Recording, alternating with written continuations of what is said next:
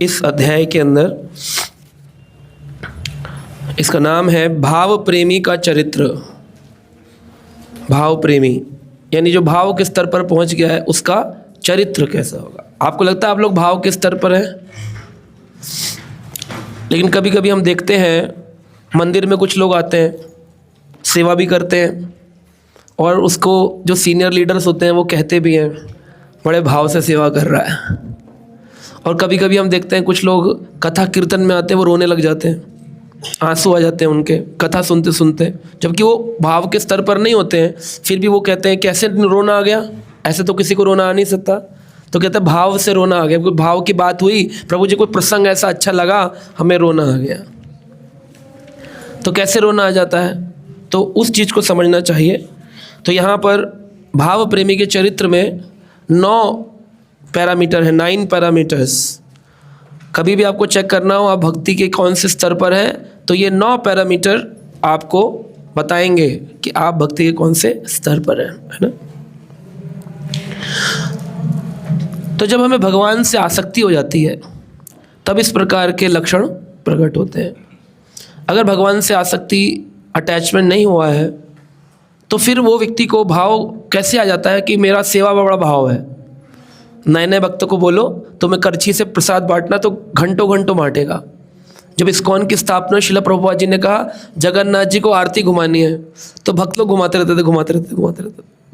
तो किसी ने पूछा स्वामी जी पूरी आरती हो जाती है, हरे कृष्णा हो जाता है, हम गोल गोल घुमाते रहते, कितनी देर घुमानी होती है? हम वेट करते हैं आरती खत्म। उनको मालूम ही नहीं था 7 3 2 4 वाला सिस्टम नहीं मालूम था, वो अनगिनत घुमाते थे। तो उनको भाव आ रहा था। ऐसे कोई नया नया नवीन भक्त आता है उसमें बड़ा भाव होता है, जैसे जैसे वो ओल्ड होता चला जाता है उसके भाव खत्म हो जाते हैं। क्यों हो जाते हैं वो भी हम पर चर्चा करेंगे, उसका भी रूप गोस्वामी ने इसमें लिखा है। और ऐसी स्थिति हो जाएगी क्लासेस में मिस होने लग जाएगा। आप कहेंगे पहले तो आते थे अब नहीं दिखते, वो खाली बैम्बू की तरह रह जाएगा। ऊपर से तो भक्त होगा, अंदर से वो खोखला हो जाएगा, उसकी भक्ति खत्म हो जाएगी। वैष्णव अपराधों के कारण, भक्तों की निंदा के कारण, चुगली के कारण। तिलक तो लंबा होगा, जन्माष्टमी में तो आपको बड़े अच्छे गोपी ड्रेस धोती कुर्ते में दिखेगा, लेकिन अंदर से वो खोखला होगा, उसकी भक्ति में उसको आकर्षण नहीं होगा। और जो नए नए भक्त दिखेंगे आपको, हर बार नए नए डिवोटीज दिखेंगे, उत्साही होंगे, सामान भी उठाएंगे, कैरी भी करेंगे, हरि बोल भी करेंगे, तो वो कौन सा भाव है? क्योंकि उस भाव तक तो ना पुराना वाला पहुंचा था ना नया, ये कौन सा भाव है? तो रूप गोस्वामी ने कहा है, उसे कहते हैं छाया रति आभास। छाया रति, रति यानी अटैचमेंट, आभास यानी ऐसा आभास हो रहा है कि इसको भी भगवान से रति हो गई है, लेकिन है नहीं, तो उसकी छाया है। छाया रति, पहले आसक्ति होनी चाहिए। तो जिस व्यक्ति से अटैचमेंट है, अपने बच्चे के लिए रोना आता है, उसको चोट लग जाए, पड़ोसी के बच्चे को चोट, रोना नहीं आता, बस इतना कह देते हैं हाँ ध्यान रखा करो, लेकिन अपने वाले के लगे तो रोना आता है, क्योंकि उसके साथ हमारा क्या है? अटैचमेंट। तो भगवान से वो रोना आएगा, भाव आएगा, उसके लिए ज़रूरी क्या है? रति, प्रेम, रति चाहिए। लेकिन वो रति तो होती नहीं है। लेकिन फिर भी हम देखते हैं नए नए डिवोटी मंदिर में आते हैं, वो रो रहे होते हैं मूर्ति के आगे खड़े हो। आपने भी अनुभव किया होगा, कभी कभी कथा सुनते सुनते रोना आ जाता है, तो बोलते हैं कि रोमांच कंप्रा शुतरंग भाजे, ये तो उत्तम भाव भक्ति का प्लेटफॉर्म है। तो क्या प्रभु जी आपकी कथा हम सुन रहे होते हैं, हमारे भी रोंगटे खड़े हो जाते हैं, आंखों से आंसू आते, तो क्या हम भाव में पहुंच गए? उस वक्त आप भाव में पहुंचे होते हैं, लेकिन वो भाव हमेशा सस्टेनेबल रहे उसके लिए आपको जेन्युइन प्रैक्टिस करनी पड़ती है। तो वो जो काल होता है उस काल को क्या कहते हैं? छाया रति आभास। जैसे आदमी कहता है मुझे फ्यूचर का आभास हो रहा है, कुछ गड़बड़ होने वाला है, आभास हो रहा है, मुझे कुछ गलत होने वाला है, हुआ नहीं है, आभास हो रहा है। जप में भी कहते हैं शुद्ध नाम और एक नाम अपराध, उसके बीच में है नाम आभास। आभास हो रहा है कि अब मुझे शुद्ध नाम होगा, ऐसी रति आभास। रति का प्रेम हुआ नहीं है, प्रेम का आभास होता है उस पल, उस काल में। तो उसको रति आभास क्यों नहीं कहा? क्योंकि वो परमानेंट नहीं है, इसलिए उसको कहा छाया रति आभास। टेम्पररी है, कुछ देर के लिए प्रकट होता है। इसके अंदर लोग बहुत सुंदर सुंदर एक्सटेटिक सिम्टम दिखाते हैं, बड़े उत्सव आते हैं, तो उसमें वो जोर जोर से नाचते हैं। आदमी कहता है अरे देखो कितने शुद्ध भक्त हैं, देखो सुबह से खड़े हैं और रात तक देखो कीर्तन कर रहे हैं, सेवा कर रहे हैं, आप शुद्ध भक्त हैं। लेकिन वो नहीं पता एक हफ्ते बाद वो 1 हफ्ते तक सोएगा घर जा करके, उसकी सारी रति खत्म हो गई है ना। तो जो मेरी एक कथा में 7 दिन सेवा कर लेता है, अगली बार नई टीम की ज़रूरत पड़ती है, क्योंकि अगली 7 दिन की कथा में वो टीम चेंज करनी पड़ती है, पुरानी वाली तो रिटायर्ड हर्ट हो गई, तो फिर वो नई टीम में जागृत करना पड़ता है रति, तो वो रति नहीं होती है, वो रति आभास होता है। फिर ये वाली टीम मुझे पता होता है पुरानी वाली जब तक तैयार होकर आएगी ये वाली गैप मारेगी बीच में थोड़ी देर के लिए, तो ऐसा चलता है, क्योंकि रति नहीं है, ये रति आभास है, छाया रति आभास, ठीक है। तो लेकिन इस रति आभास को कहा कि हमें इसे जेन्युइन भाव में परिवर्तन करना है, तो उसके लिए क्या करना पड़ेगा, हमें ये 9 सिम्टम्स रूप गोस्वामी कह रहे हैं पालन करने चाहिए। सबसे पहला तो है अव्यर्थ कालत्वम। पहला लक्षण क्या है, अव्यर्थ, अपने आप शब्द ही एक्सप्लेन कर रहा है। अव्यर्थ यानी व्यर्थ यानी खराब कर देना, बर्बाद कर देना, अव्यर्थ यानी खराब नहीं करना, काल यानी समय और उसका तत्व, काल समय का तत्व, अव्यर्थ कालत्वम। काल तत्व जो है, समय का जो तत्व है, उसको वेस्ट नहीं करना है। संडे का दिन है, बहुत काम है, मैं मानता हूँ लोगों के पास, लेकिन क्या आश्रय शिक्षा भक्ति रसामृत सिंधु जो कि प्राय नहीं हो रही है, उसके लिए समय निकालना चाहिए कि नहीं निकालना चाहिए? लेकिन आदमी ना निकाले और वो अन्य अन्य कार्य करता रहे, हो सकता है वो भी कार्य उत्तम होंगे, मैं ये नहीं कहता हूँ कि वो गलत होंगे, परंतु उसको प्रायोरिटाइज करना पड़ेगा कि मेरे लिए सबसे ज़्यादा ज़रूरी क्या है जीवन में। वो व्यक्ति एक पल को भी वेस्ट नहीं करता, उसको लगता है बस कृष्ण भक्ति कैसे भी कर लो, है ना। जैसे कल मेरे घर में मेरी नानी की मृत्यु हुई, तो हम लोग उनको क्रिमिनेशन करने गढ़गंगा गए, डेड बॉडी का सब किया कार्यक्रम। अब किसी के घर में ऐसा काल हो तो 10-15 दिन तो छुट्टी मार देगा, बोलेगा प्रभु जी डेथ हो गई, अभी नहीं आ पाएंगे, है कि? अच्छा सूतक लगेगा तो फिर भी समझ में आता है, नानी के घर के परिवार का सूतक थोड़ी लगता है हमको। फिर उसमें आदमी कहता है हमारा अटैचमेंट बहुत है, तो अगर अटैचमेंट ही है तो फिर आपने भक्ति सीखी क्या? आपको अटैचमेंट जो कृष्ण से करना था आप संसार में करके बैठे हो, है कि नहीं? तो वो अटैचमेंट भगवान की ओर करना है। तो फिर अब आया संडे का दिन, अब या तो मैं उस घर में बैठा रहूं और जो आने जाने वाले लोग उनसे दुख दर्द बयान करते रहेंगे और हम करते रहें, क्योंकि हम उन्हें भक्ति सिखाएंगे तो समझेंगे नहीं वो तो अभी, और ऐसे इमोशनल टाइम में आप उनको ज़्यादा बोल भी नहीं सकते हो। तो ये है कि भाई जिस दिन से गरुड़ पुराण गीता पाठ शुरू होगा वहाँ जाके थोड़ा प्रवचन दे देंगे अगर ज़रूरत है, नहीं तो अपने प्रचार कार्य में निकलेंगे। कब तक अटके रहेंगे? गरुड़ पुराण में तो यहाँ तक भी लिखा है कि अगर कोई भागवत वाचक हो, यानी यज्ञ करने वाला पुजारी हो या डॉक्टर हो, मेडिसिनल डॉक्टर, उसको ये सूतक नहीं लगता है, क्योंकि अगर उसको सूतक लग गया तो कथा कैसे होगी? मान लो 7 दिन चल रही कथा या 10 दिन चल रही कथा और तीसरे दिन किसी की मृत्यु हो उसके परिवार में, तो आगे की कथा कौन करेगा?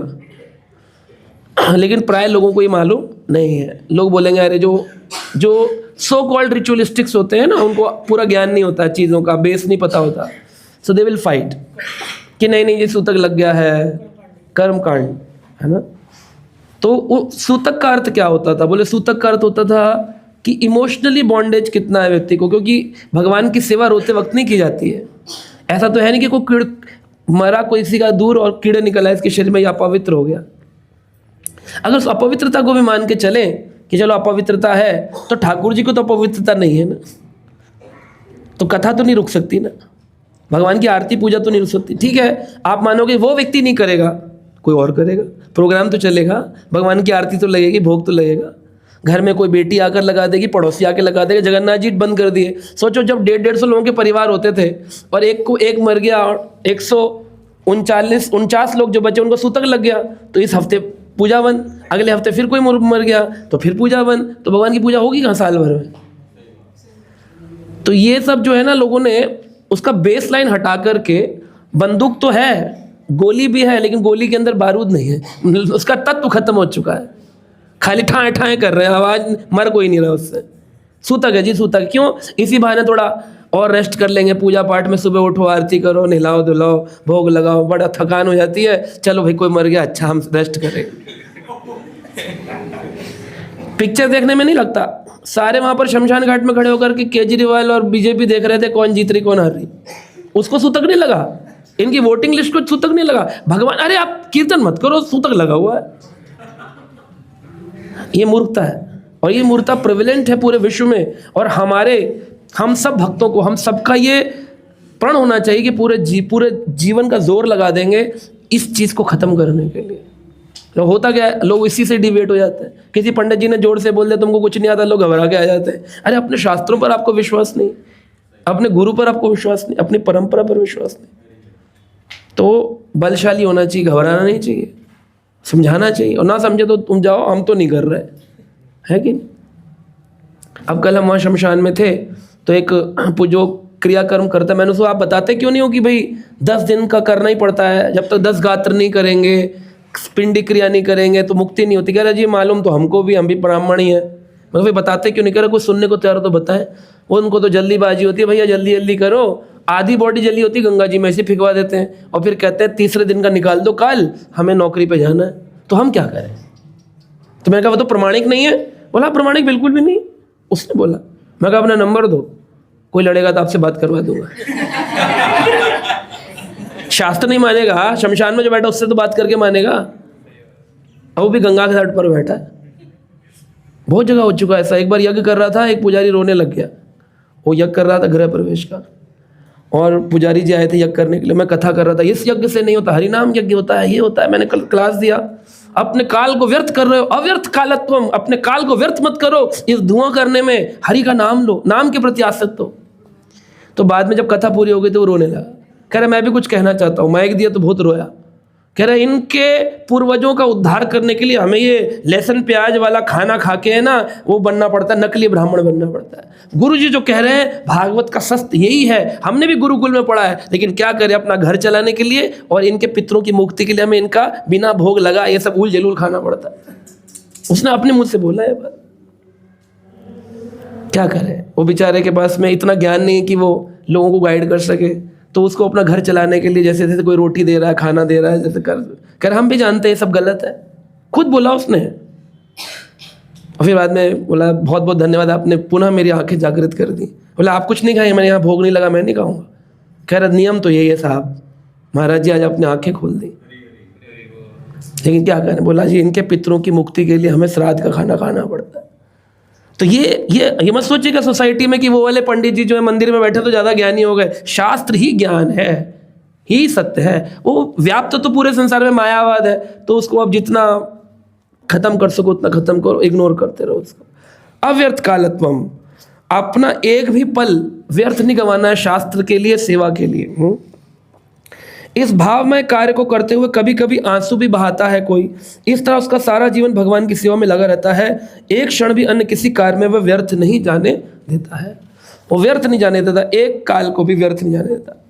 मैक्सिमम समय आप देखो, आप क्या क्या कर रहे हो। रोज रीडिंग कर रहे हो, रोज माला जप रहे हो, रोज हरि कथा श्रवण कर रहे हो, रोज विग्रह सेवा कर पा रहे हो, रोज 2 बार भोग लगा रहे हो, कम से कम रोज 2 बार आरती कर रहे हो।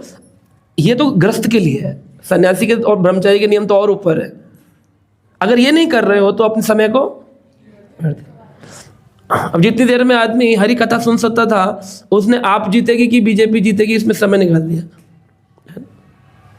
और उसमें 1.5 2 घंटे 3 घंटे वहाँ चिता जल रही है, एक आदमी बैठ करके हरि भजन नहीं कर रहा। मैं कर रहा हूँ गीता का पाठ, तो मुझे बीच बीच में आकर कह रहे हैं आप कौन सी पार्टी के साथ हैं।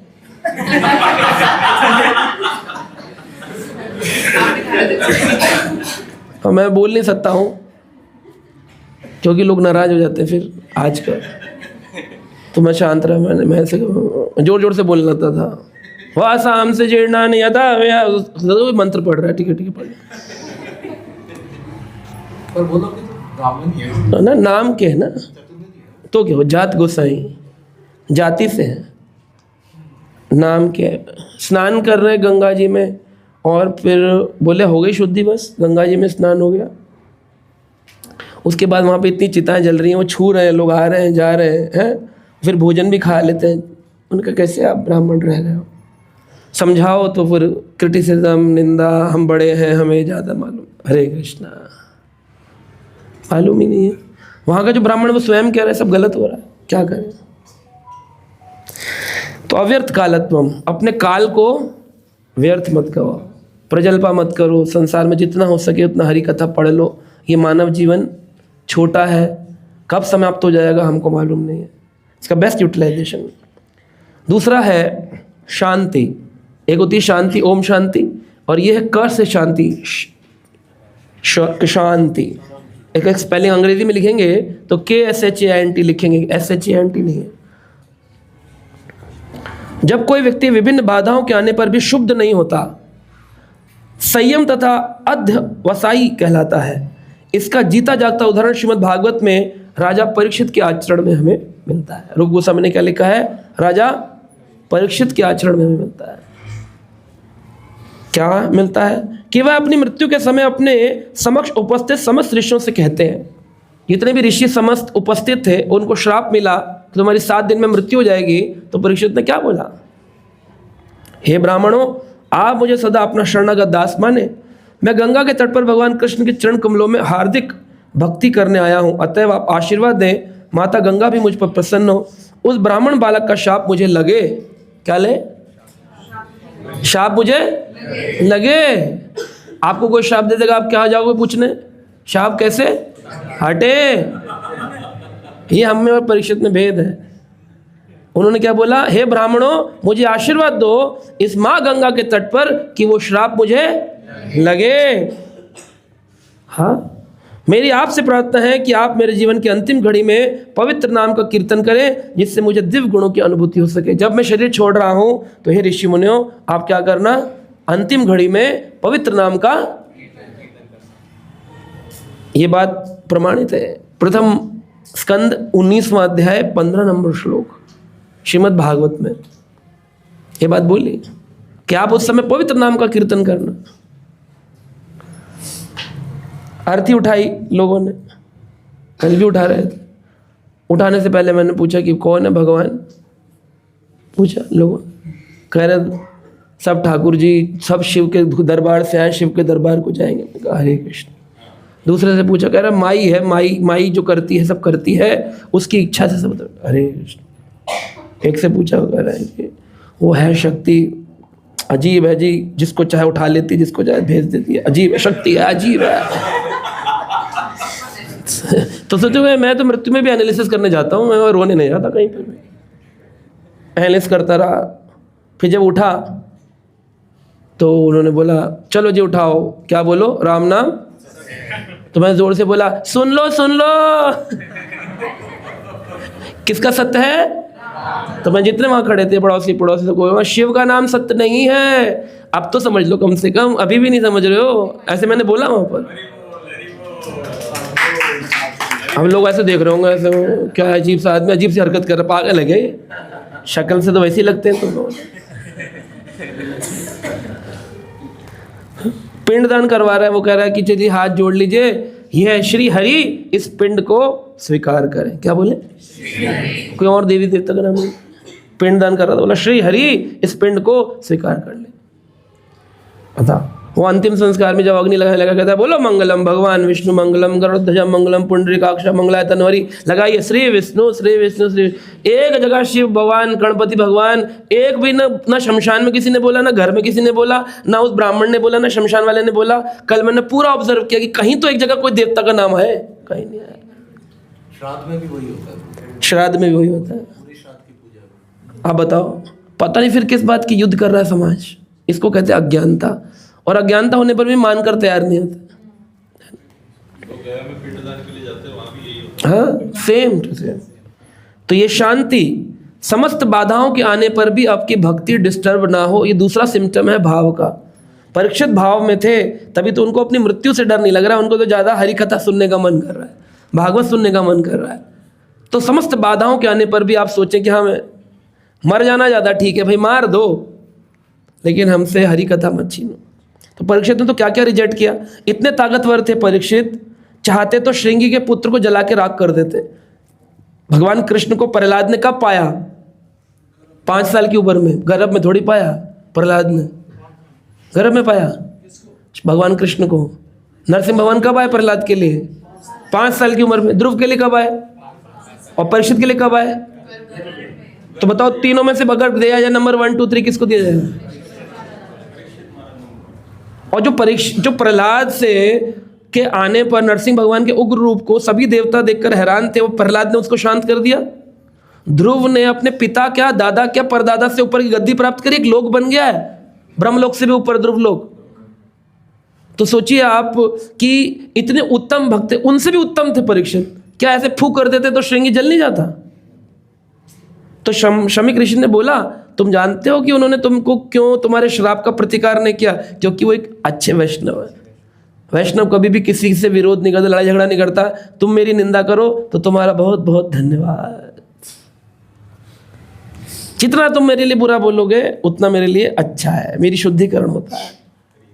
परीक्षित बड़े प्रसन्न थे कि चलो इसी बहाने में राजसी पाठ से, अब इसने क्या श्राप दिया है, देखिए श्राप के अंदर फायदा क्या ढूंढा। श्राप दिया है कि 7 दिन में तेरी, 7 दिन बाद तुझे सर्पों का नाग कौन काटेगा? तक्षक, वासुकी नहीं सही बोल रही, भाई भाई है, तक्षक और वासुकी भाई हैं, नीचे पाताल लोक में रहते, कद्रु के पुत्र हैं, लेकिन तक्षक ही को बोला। विशेष नाग है, उड़ने वाला ड्रैगन, उड़ता है वो, चाइनीज ड्रैगन होता है, उड़ने वाला सांप, मुंह से अग्नि निकलती है। हाँ, भागवत में लिखा है। ऐसा विशेष सर्प आएगा। तो अब परीक्षित क्या सोच रहे हैं, क्या सोच रहे हैं? 7 दिन बाद भगवान का दर्शन होगा, और क्या बोल रहे हैं? 7 दिन बाद मृत्यु हो जाएगी। ओके, और किसी को पता नहीं होता कब मृत्यु आ रही है, मेरे को तो में 7 दिन। हाँ, किसी को ये नहीं पता होता कि उसकी मृत्यु कल आएगी कि परसों आएगी, लेकिन मेरे पास कंफर्मेशन है कि इस भागवत कथा में तो मैं मरने वाला, हाँ, पॉजिटिव पॉइंट ढूंढ लिया, इसमें तो मैं मरूंगा नहीं 7 दिन में, क्योंकि इसने बोला 7 दिन बाद। इसका श्राप भगवान कैंसिल नहीं करेंगे, आती भी होगी मृत्यु तो टाल के 7वें दिन आएगी, तो 7 दिन तो मेरे प्रिक्योर्ड है, प्रिजर्व्ड है। चलो भाई ध्यान से कथा सुनते। हम गए थे कैंसर पेशेंट्स के हॉस्पिटल में लेक्चर देने, मैंने उनको ये बोला, बोले डॉक्टर ने बोला मेरी ज़िंदगी 2 महीने की। मैंने कहा आप मुझसे ज़्यादा भाग्यशाली हैं। कह रहे कैसे, आप ऐसे कैसे बोल रहे? मैं कहा आपको वही तो पता है 2 महीने बाद मरोगे, हमें तो ये नहीं पता कल मरे परसों मरे। तो 2 महीने तक अपने ध्यान लगा करके आप तो बड़े भाग्यशाली हो, किसको मृत्यु पता चल जाए। जिसको भी ज्योतिष कुंडली देखने जाओ तो आदमी यही बोलता है आप बता सकते हैं मैं कब मरूंगा? अरे क्यों पूछते हैं ऐसा प्रश्न, क्यों पूछते हैं ऐसा प्रश्न कि कब मृत्यु बता दीजिए, क्यों पूछते हैं ऐसा? सब में जिज्ञासा होती है ना। एक व्यक्ति ने नकली सॉफ्टवेयर बनाया था, फाइंड योर डेथ डेट, नकली सॉफ्टवेयर है वो, आता है गूगल पे, तो उसमें लोग लगे रहते सारे दिन, डेथ डेट पता करने में लगे रहते। क्या फायदा, क्या, क्यों पूछना चाहते हैं? ताकि सब कुछ कर ले, तैयारी कर ले, तैयारी कर ले। कौन सी तैयारी करनी? हाँ, अगले जन्म में कोई तकलीफ ना हो, तो अब जो गड़बड़ घोटाले किए उसके लिए क्षमा याचना करके सेटल कर ले। तो ये है, तो सबको रोज ही तैयार होना चाहिए, रोज ही तो आखिरी दिन है। ऐसा कौन सा दिन है जो आखिरी नहीं है? प्रभुपाद जी बोलते थे, when you chant in a way that this is your last chanting, when you speak in a way this is your last speech, when you serve in a way this is the last service. अब दोबारा मौका मिले कि नहीं मिले? Paralysed हो गए तो मान लो मरे भी नहीं, एक्सीडेंट हो गया, पैरालाइज्ड हो गए, पड़े रहे घर में, दर्शन नहीं मिले फिर। तो इसलिए जब भी भक्ति में कार्य करो उसको ऐसे करो कि मेरा आज का अंतिम है, इसलिए पूरे उत्साह से करना चाहिए। ओके, तो ये हो गया शांति, हर परिस्थिति में अपने मन को बनाए रखना। तीसरा है विरक्ति, वैराग्य। तीसरा सिम्टम है विरक्ति, वैराग्य। इंद्रियां सदैव इंद्रिय भोग चाहती हैं, किंतु जब भक्त में कृष्ण के लिए भावमय प्रेम विकसित हो जाता है तो उसकी इंद्रियां भौतिक इच्छाओं के प्रति आकृष्ट नहीं होती हैं। मन की यह स्थिति विरक्ति या वैराग कहलाती है। इस विरक्ति का उत्तम उदाहरण राजा भरत के चरित्र में प्राप्त होता है। बड़ा सुंदर प्रभुपाद जी ने डिटेलिंग हर एक में एक एग्जाम्पल भी दिया है। राजा भरत के चरित्र में विरक्ति दिखाई देती है। क्या विरक्ति है, क्या विरक्ति दिखाई राजा भरत ने? हाँ, जब सब कुछ था तब छोड़ करके गए। भाई अगर सब कुछ ना हो, आदमी का हमने बिजनेस लगाया, फ्लॉप हो गया, हमने शादी करी, वो लड़की छोड़कर भाग गई, बच्चे थे, बच्चे हमें पूछते नहीं, तो अब क्या करें? बोले चलो अब साधु बन जाते हैं। तुलसीदास ने तो कहा भी है, नार मरी घर संपत नासी, मूंड मुंडाए भय सन्यासी। कलयुग में कैसे सन्यासी होंगे? नार मर गई, नार मरी, धन संपत्ति नाश, उसका नाश हो गया धन संपत्ति का, तो मूंड मुड़ा करके सन्यासी बन गए। फिर गली गली भिक्षा मांगते घूम रहे, कह रहे भूख लगी कुछ खाने को दे दो, है क्योंकि कुछ करने के लिए अपने हाथ नहीं, तो इसको वैराग कहेंगे? वैराग कब है? 56 भोग लगे हों और बोले नहीं आज हमारा व्रत है एकादशी का, हम खाएंगे नहीं, ये वैराग्य है। दिखेगा कि वो पैंट शर्ट पहने हुए है, लेकिन वो व्यक्ति क्या होगा? वैरागी कहलाए। विरक्ति है, उसके मन में रंच मात्र भाव नहीं है। भरत महाराज ने 50 साल की आयु में अपने घर का त्याग कर दिया। अगर कोई भौतिक संसार का व्यक्ति हो क्या करेगा? 50 तक कमाएगा और 50 के बाद कहेगा अभी तो तुम्हें कमा ही रहा था, एंजॉय तो कर ही नहीं पाया। फिर अपनी पत्नी को लेके वर्ल्ड टूर पर निकल जाता है, फिर फेसबुक पे फोटो डालते हैं बूढ़ा बुढ़िया दोनों, है कि नहीं? समाज में यही चल रहा है ना? कहता अब तो हमारे एंजॉयमेंट का टाइम आया है। तो गृहस्थी का टाइम तो उनका सेवा में पैसे जोड़ने में निकल गया और अब वो उसको एंजॉय कर रहे हैं, ऐसा वो सोच रहे हैं, पर वो एंजॉय नहीं कर रहे होते हैं, काल उनको एंजॉय कर रहा होता है। खेल ले बेटा और खेल ले, फिर एक समय पे तुम्हें खाऊंगा मैं, ऐसा रहता है। तो ये विरक्ति का निस्संदेह नव दीक्षित भक्त को प्रारंभ में अपने आप को सभी प्रकार के आकर्षण से दूर रखने के लिए प्रयास करना चाहिए। तो जो नए नए होते हैं उनको बोला जाता है तुम्हें और कोई ग्रंथ नहीं पढ़ना, इधर उधर पिक्चर नहीं देखनी, लड़की की तरफ नहीं देखना, लड़कों को लड़की की तरफ, लड़की को लड़के की तरफ। लेकिन जब वो व्यक्ति प्रौढ़ भक्त बन जाता है, प्रौढ़ यानी कि थोड़ा मीडियम या सीनियर डिवोटी हो गया भक्ति में, नॉलेज से ये खाली ये नहीं कि भाई उसकी उम्र हो गई है इसलिए वो अब सीनियर डिवोटी कहलाएगा, नहीं, उसकी भक्ति में अगर वो प्रौढ़ हो गया है, अपने उदाहरण से अपने आचरण से वो सिखा पा रहा है, तो वो सारे आकर्षणों से रहते हुए भी लेश मात्र भी उनसे आकृष्ट नहीं। वैराग की असली कसौटी यही है। पिक्चर देखने नहीं जाना, बोले मैं प्रभु जी मैं ना पिक्चर देखना बंद कर रखा है प्रभु जी, मैं तो थोड़ी सी भी अगर ऐसे नजर चली जाए तो मैं घुस ही जाता हूँ उसके। फिर प्रभु जी 2 घंटे कहाँ गए मालूम ही नहीं पड़ता, 2 घंटे कहाँ गए, पिक्चर ही देखने में समय चला गया। होता है ना? प्रभु जी जहाँ जहाँ गोलगप्पे होते खुशबू आती है, फिर मैं अपने मन को समझाता हूँ नहीं तू भक्त है, तू ऐसे रोड, तो ये अपने को दूर रखने की कोशिश कर रहा है अभी, तो इसके लिए ठीक है, ये ठीक है। ऐसे करते करते करते करते आप सच में भक्त बन गए, कब पता चलेगा? सामने गोलगप्पे रखे हुए हैं, अब क्या ये भगवान का प्रसाद थोड़ी है, इसको कैसे पाऊँ? ये तो मुझे गंदा लग रहा। एक बार मेरे हमारे किसी पारिवारिक, क्योंकि हम लोग तो ब्राह्मण परिवार से आते हैं, किसी ने बोला अरे हम कौन सा लहसुन प्याज खाते हैं, इसमें क्या प्रॉब्लम है तुमको खाने में? मैंने कहा आप लोग नॉनवेज खा सकते हैं। कह रहे है। मैं कहा है क्यों? खाने वाले के लिए तो जो नॉन वेजिटेरियन है उसको तो मज़ा आता है, सुबह सुबह ही मिल जाए बढ़िया लेग पीस, है ना, तो वो तो खाता है सुबह सुबह, आपको क्या प्रॉब्लम होती है? कह रहे हैं कैसी गंदी बातें कर रहे हो तुम, वैसे तो वैष्णव बनते हो, कैसी गंदी बात कर रहे हो सुबह सुबह। तो मैंने कहा बस जैसी घृणा आपको नॉनवेज से हो रही है वैसे ही घृणा मुझे भगवान के भोग लगे बिना प्रसाद से खाने से होती है। वैसे मुझे लगता है तो भगवान का तो नॉनवेज जैसा ही है। तो कितना भी सुंदर हो नॉनवेज बना हो, बड़ा है बोले ये फ्राई किया है और KFC से आया है और इसको बारबेक्यू किया है और मसाला टिक्का डाला है, मन करेगा खाने का? तो कितना ही बढ़िया उसमें मिर्ची मसाला पड़ा हो, बढ़िया आया हो बाजार से, कि हल्दीराम से आया है कि वो नमक मिर्ची लगाया है, कुछ भी कहीं से भी लगाया हो, लेकिन वो क्यूजीन में हमें पता है कि इसके अंदर भगवान का भोग न लगने पर ये साक्षात पाप परोसा हुआ है, वो खाया नहीं जाता है ना? तो वो ही विरक्ति है जो सब कुछ होने पर छोड़ सके।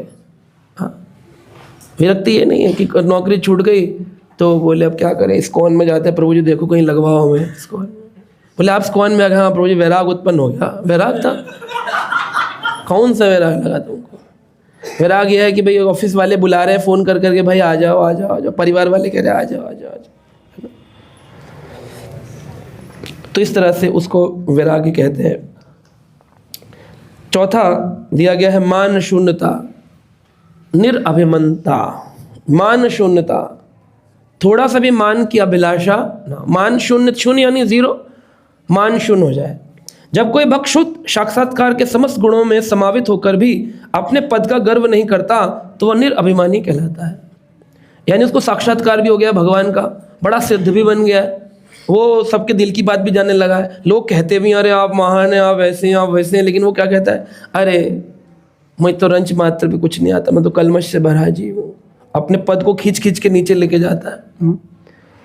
पद्म पुराण में कहा गया है कि राजा भगीरथ राजाधिराज थे। भगीरथ कौन थे? जो गंगा नदी को, आपने सुना होगा, अभी हमने 3 दिन कुंभ में गंगा का कथा करी थी।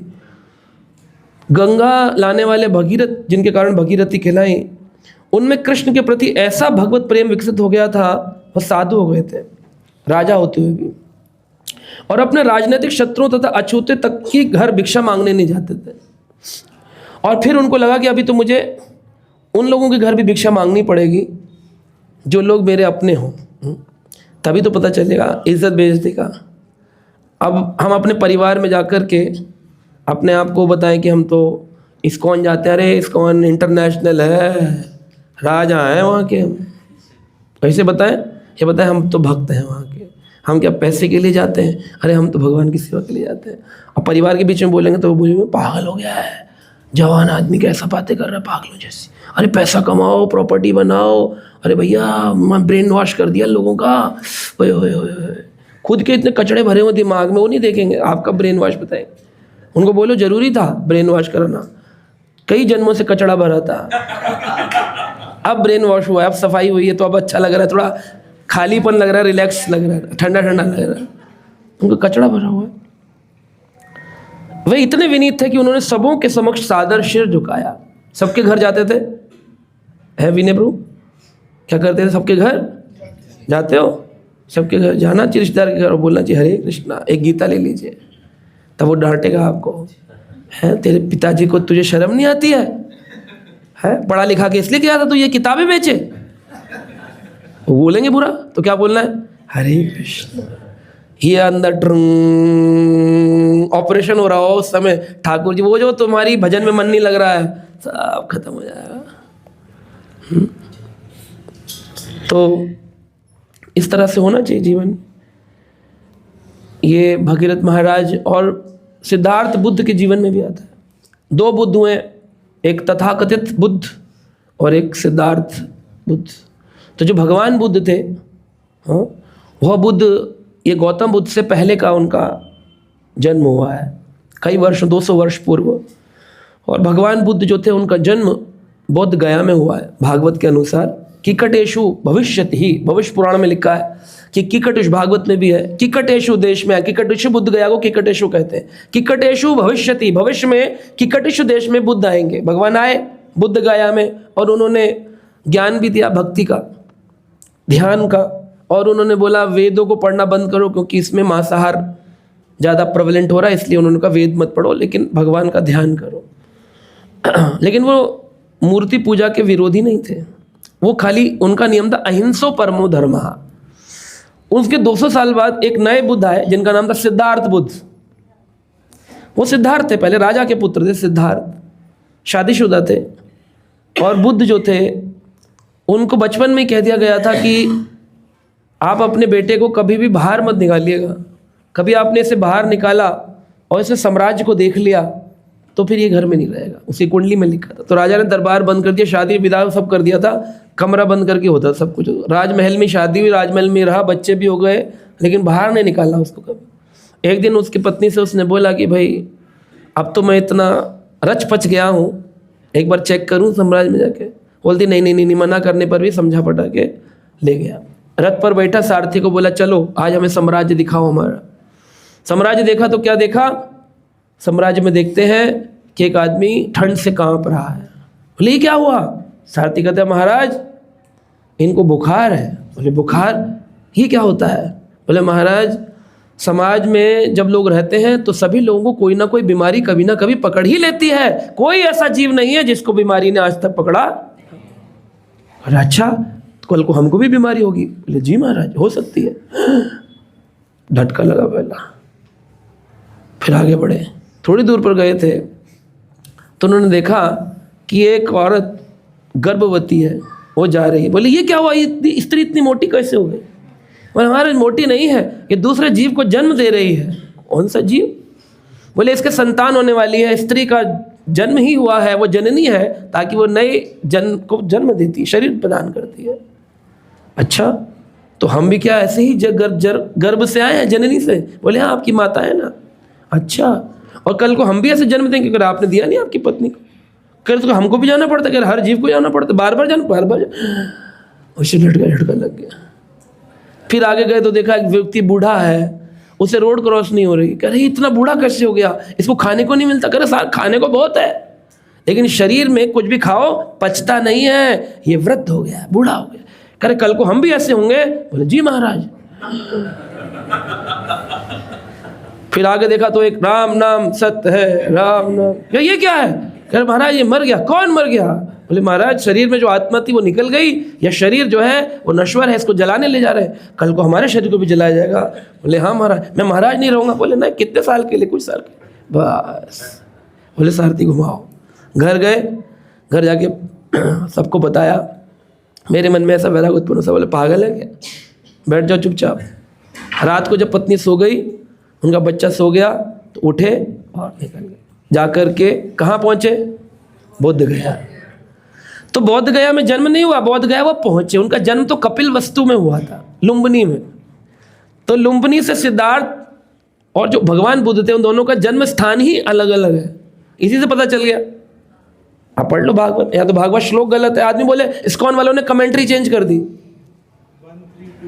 1324 प्रथम स्कंद के तीसरे अध्याय के 24 नंबर श्लोक में है ना, पता है उसमें सभी अवतारों का वर्णन है। तो 24 नंबर श्लोक में अवतार का वर्णन है। तो इससे हमें पता चलता है कि भगवान बुद्ध जहां पर हुए उस पेड़ के नीचे जब सिद्धार्थ पहुंचे तो उनको भी बोधि तत्व प्राप्त हुआ।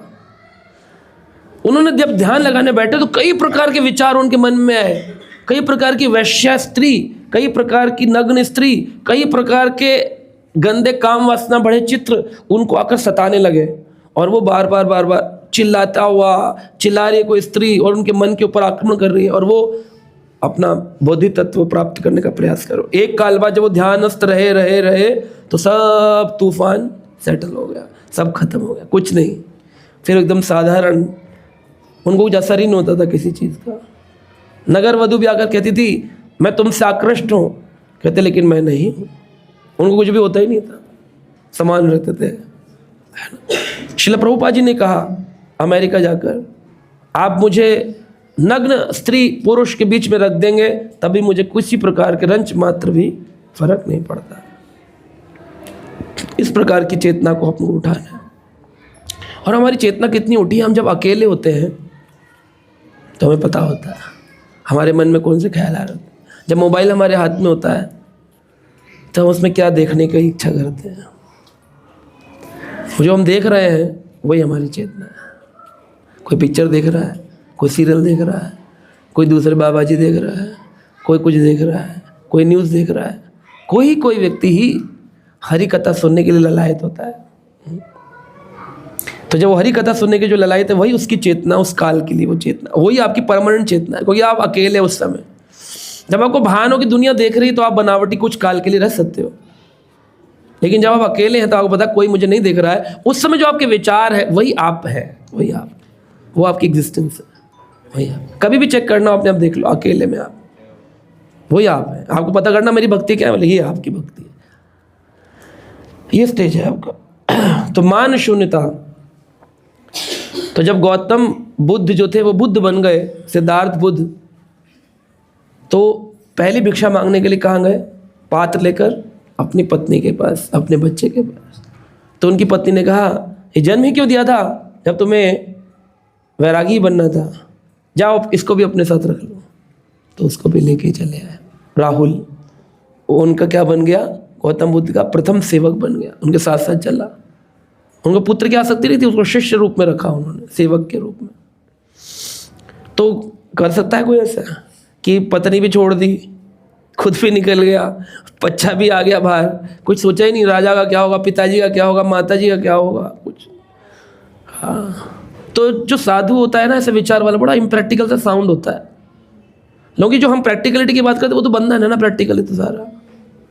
तो इसका मतलब जो घर छोड़ेंगे क्या वही साधु हैं? ऐसा भी नहीं है ये कि रहो संसार में लेकिन रंच मात्र भी आपके ऊपर उसका फर्क ना पड़े। जो हमने कहा ना 56 भोगों और आप एकादशी व्रत पालन कर सको। कई बार शादी होती है घरों में तो लोग मुझे फ़ोन करते हैं, प्रभु जी एकादशी 2 है ना इस बार? मैंने कहा हाँ, हमेशा ही होती है। तो हमारे यहाँ ना 9 तारीख की शादी है, 8 तारीख की शादी है और एकादशी 7 को भी बता रहे, तो हम 7 वाली कर लें? तो 8 वाली को क्या करोगे? शादी का खाना खाएं। बताओ, तो ये क्या है? ये एक्चुअली अपने मन को जबरदस्ती कि हमने एकादशी भी रख ली और हमारी शादी भी, नियम भी रह गया। एक्चुअली हम धोखा देते रहते, पूरा जीवन धोखा देते हैं, है ना? भारत के इतिहास में ऐसे अनेक उदाहरण हैं, यहाँ तक कि लगभग 200 या इससे भी कम पूर्व कलकत्ता के एक बड़े जमींदार थे, उनका नाम प्रभुपाद जी लिख रहे, लाल बाबू। वैष्णव होकर वृंदावन में रहने लग गए। वो भी द्वार द्वार जाकर भीख मांगने लगे। इतने बड़े पैसे वाले आदमी द्वार द्वार पे भीख मांगे तो कितना अपमान महसूस होगा। यहाँ तक कि अपने राजनीतिक शत्रुओं के द्वार पे भी गए, जो राजनीति में उनके शत्रु थे, उनके द्वार पर भी जाकर के भिक्षा मांगते थे। भिक्षा मांगने का अर्थ है कि उन व्यक्तियों द्वारा किए जाने वाले अपमान को सहन करने के लिए तैयार रहना। आप मांग सकते हैं प्रभु जी, वहाँ पर इको विलेज में हर घर में भिक्षा नहीं मांग सकते, तो देखो बहुत मुश्किल। जिस दिन मांग लेंगे उस दिन आप भक्त बन जाएंगे। ये भक्ति का स्टैंडर्ड है। भगवत गीता खरीद करके तो हम बांट सकते हैं, लेकिन भगवत गीता लेकर के एक एक प्रतिलिपि लेकर सबके घर जाना और उनको शिक्षा देना, ये जीवन का अनमोल मकसद बना लेना, तब वो डांटेगा, चिल्लाएगा, बोलेगा और आपकी ईगो हर्ट होगी। वही है आपकी औषधि दवाई है। सबको प्रयास करना चाहिए। भगवान के लिए जन्माष्टमी हुंडी लेकर जाते हैं भक्त लोग, है ना? ज़्यादा होता है तो हमारे स्कूलों से भी मिलता था, जाइए चैरिटी मांग कर लाइए, तो हम लोग जाते थे। तो हमारे घर में पेरेंट्स कहते थे, अरे कितने हैं? मैं 10-10 रुपये की 10 लीफ है, 100 रुपये। अरे तुम 100 रुपये हमारी ओर से जमा कर देना, मोहल्ले के नाम लिख लो, मांगने मत जाओ। तो हमारी एक टीचर थी, उसने पेरेंट्स को बोला कि सर बहुत ज़रूरी है, आप लोग मत दीजिए, क्योंकि बच्चे के अंदर एक इंटरेक्शन होना, बातचीत कैसे करनी है, एक नए प्रॉब्लम को कैसे क्रैक करना है। प्रॉब्लम है ना, किसी के घर में टंग घंटी बजाए और 10 रुपये मांगने हैं, ये तो भिखारी वाला काम है। ये एक प्रॉब्लम है लाइफ की, जिसमें आपको स्ट्राइक करना है और वो प्रॉब्लम से आपको सॉल्यूशन निकाल कर लाना है। और अगर ये डेवलपमेंट नहीं हुआ तो पूरा लाइफ जब भी प्रॉब्लम आएगी, आप अपने आप को कॉम्पैक्टेड डब्बे में बंद पाओगे, आपको एक रे ऑफ होप नहीं दिखेगी, कोई आशा की किरण नहीं दिखेगी, आप अपने आप को बंधा हुआ मुश्किलों में पाएंगे, क्योंकि आपके पास वो शक्ति नहीं है कि आप प्रॉब्लम के लॉक जो है उसको क्रैक कर सकें। बहुत तगड़ी ट्रेनिंग है ये, और ये क्रिश्चियन कम्युनिटी में ज़्यादा है। हम कॉन्वेंट स्कूल में पढ़ते थे, क्रिश्चियन कम्युनिटी में बहुत ज़्यादा है। वो ट्रेन करते बच्चों को, क्रैक करो, जाओ घरों में बाइबल बांटने जाओ, बच्चों को बोलेंगे, उनके टारगेट्स हैं, वाह जाओ जाओ सब लोग 10 बाइबल बांट के आएंगे, हर स्कूल के बच्चे का एक ही हुआ है। क्रिसमस के ऊपर जाओ, सबको गिफ्ट दे के आओ, पड़ोसियों को स्कूल से मिल जाएंगे गिफ्ट, कलर स्केच पेन, सबके घर जाओ देकर आओ। क्रिश्चियनिटी का डेवलपमेंट भी है, और साथ साथ में उस बच्चे को तैयार कर रहा है कि ये खुश हो जाएगा, क्योंकि बच्चों को गिफ्ट्स दिए होते हैं, तो बोले गिफ्ट से खुश हो जाएगा। ये देखो कितना अच्छा धर्म है हमारे यहाँ, तो इतना सा पेड़ा प्रसाद पाना हो तो पंडित जी नाराज हो जाते हैं, ये कितना अच्छे हमें फ्री में दे रहे हैं। तो उसको अभी उतना धार्मिक ज्ञान तो है नहीं, तो इस प्रकार से उसको बच्चे का कॉन्शियसनेस पर काम करते हैं। और ये जो क्रैक करना है ना, ये बहुत इंपॉर्टेंट है। बंद दरवाजे पर घंटी बजाकर उसको भगवत गीता दिया ना, ये बड़ा मुश्किल। भक्ति विनोद ठाकुर ने ये जो भगवत गीता डिस्ट्रीब्यूशन है, ये क्रिश्चियन कम्युनिटी के कैलेंडर से बनाया था। ब्रिटिश काल था, तो उस समय ब्रिटिश काल के पूरा देखा क्रिश्चियन मिशनरीज कैसे प्रीचिंग करती हैं। भक्ति विनोद ठाकुर ने जब वो पढ़ा, वो मैजिस्ट्रेट थे, उन्होंने कहा हम इस मिशन को गौड़िया में क्यों नहीं डालते। तो उन्होंने नाम हट खोलना, एक लीडर दूसरा लीडर बनाएगा, वो लीडर प्रीचिंग करेगा, अपने एरिया में जाकर गीता बांटेगा। वो इसी प्रकार से भक्ति विनोद ठाकुर ने उसका मल्टीपल एनालिसिस किया, और अपने ही काल में 500 ये गीता नाम हट सेंटर खोलते जहाँ पर भक्ति का प्रचार होगा। 500, मतलब मैंने अरुण गौर प्रभु को बोला अपने उत्तम नगर में चलाओ, इनको बोला गौरव भोला प्रभु को कि तुम आप मोहन गार्डन में चलाओ, संजय प्रभु को बोला नोएडा में चलाओ, तृप्ति माता जी को बोला कि आप अपने नेताजी सुभाष में चलाइए, अमित प्रभु को बोला अपनी सोसाइटी में चलाइए, अद्वैत प्रभु को बोला कैलाश अपार्टमेंट में चलिए। सब कितने लीडर, इतने जितने लोग आएंगे ये और 10 लाएंगे। ऐसे क्रिश्चियन कम्युनिटी का प्रचार होगा। बोले गौड़िया वैष्णव का क्यों नहीं होगा? तो ये बुक डिस्ट्रीब्यूशन वहाँ से आ रहा है, और ये बहुत इंपॉर्टेंट है। आज अगर हम अपने आप को, अपने बच्चों को डेवलप करना चाहते हैं, ज़्यादातर लोग क्या करते हैं, एक पेटी का पैसा दे देंगे, हमारी ओर से फ्री बांट देना। ये तो ईजी है ना, ये वैराग कहाँ हुआ, ये तो दान हुआ। अब मान शून्यता सीखनी अगर भक्ति, तो खुद जाना चाहिए देने के लिए। भले आप फ्री में देके आओ, कुछ चर्चा करेंगे, हो गया नहीं जी पवित्र है, हम तो नहीं रख सकते जी, हम तो अपवित्र लोग हैं। बोले अपवित्र को ही पवित्र बनाती है। गंगा में नहाए हो कभी? हाँ जी, तो कैसे चलेगा, वो तो बहुत पवित्र है। क्या आप गंगा से ज़्यादा पवित्र हो? कह रहे नहीं, उसमें तो नहाने से पवित्र होते। कह रहे देखिए, भगवत गीता के प्रारंभ में लिखा है, मलिन मोचनम पुंसम जलम स्नानम दिने दिने सकृत अमृत गीता स्नानम संसार कलमश नाशनम। ये गीता तो भगवान के मुख से निकली है, गंगा तो चरणों से निकली है। चरण वाली आपको शुद्ध कर सकती है, तो मुंह वाली शुद्ध नहीं करेगी।